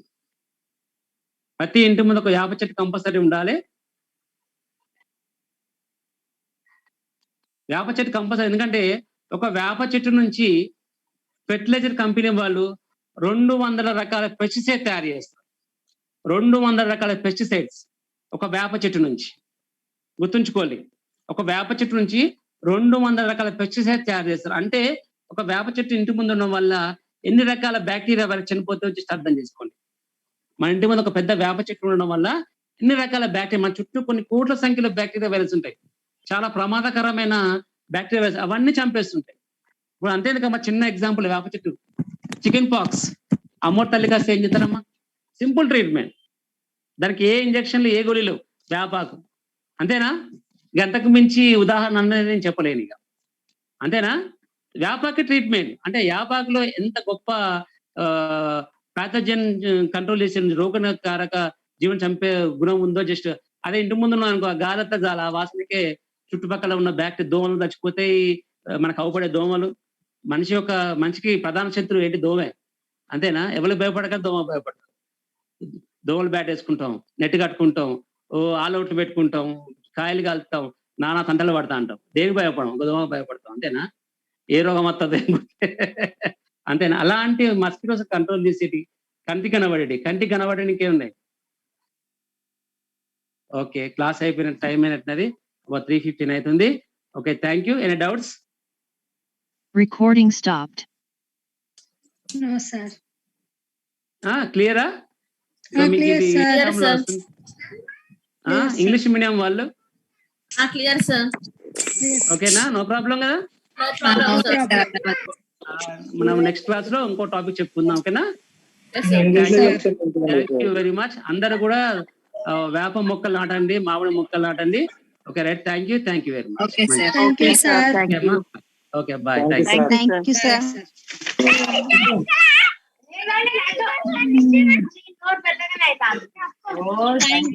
జల్దీ పెద్ద పెద్దగా పోయినామా? సార్ పోయాడు.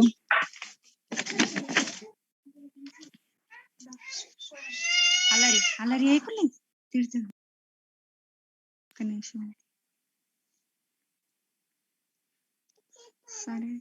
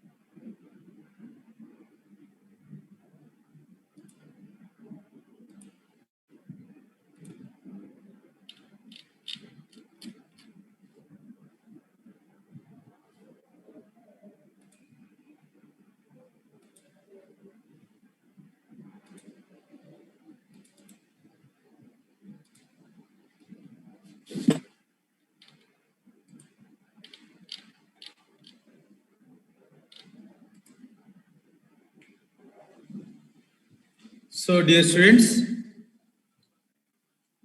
ఈరోజు ఎకనామిక్స్ పాఠ్యాంశంలో భాగంగా నిన్న మీకు చెప్పినట్టుగా ఇన్ఫ్లేషన్ అనే టాపిక్ను మనం డిస్కస్ చేయబోతున్నాం. ద్రవ్యోల్బణం, దాన్ని మనం ఇంగ్లీష్లో ఇన్ఫ్లేషన్ అని. అంటే ఆర్థిక వ్యవస్థలో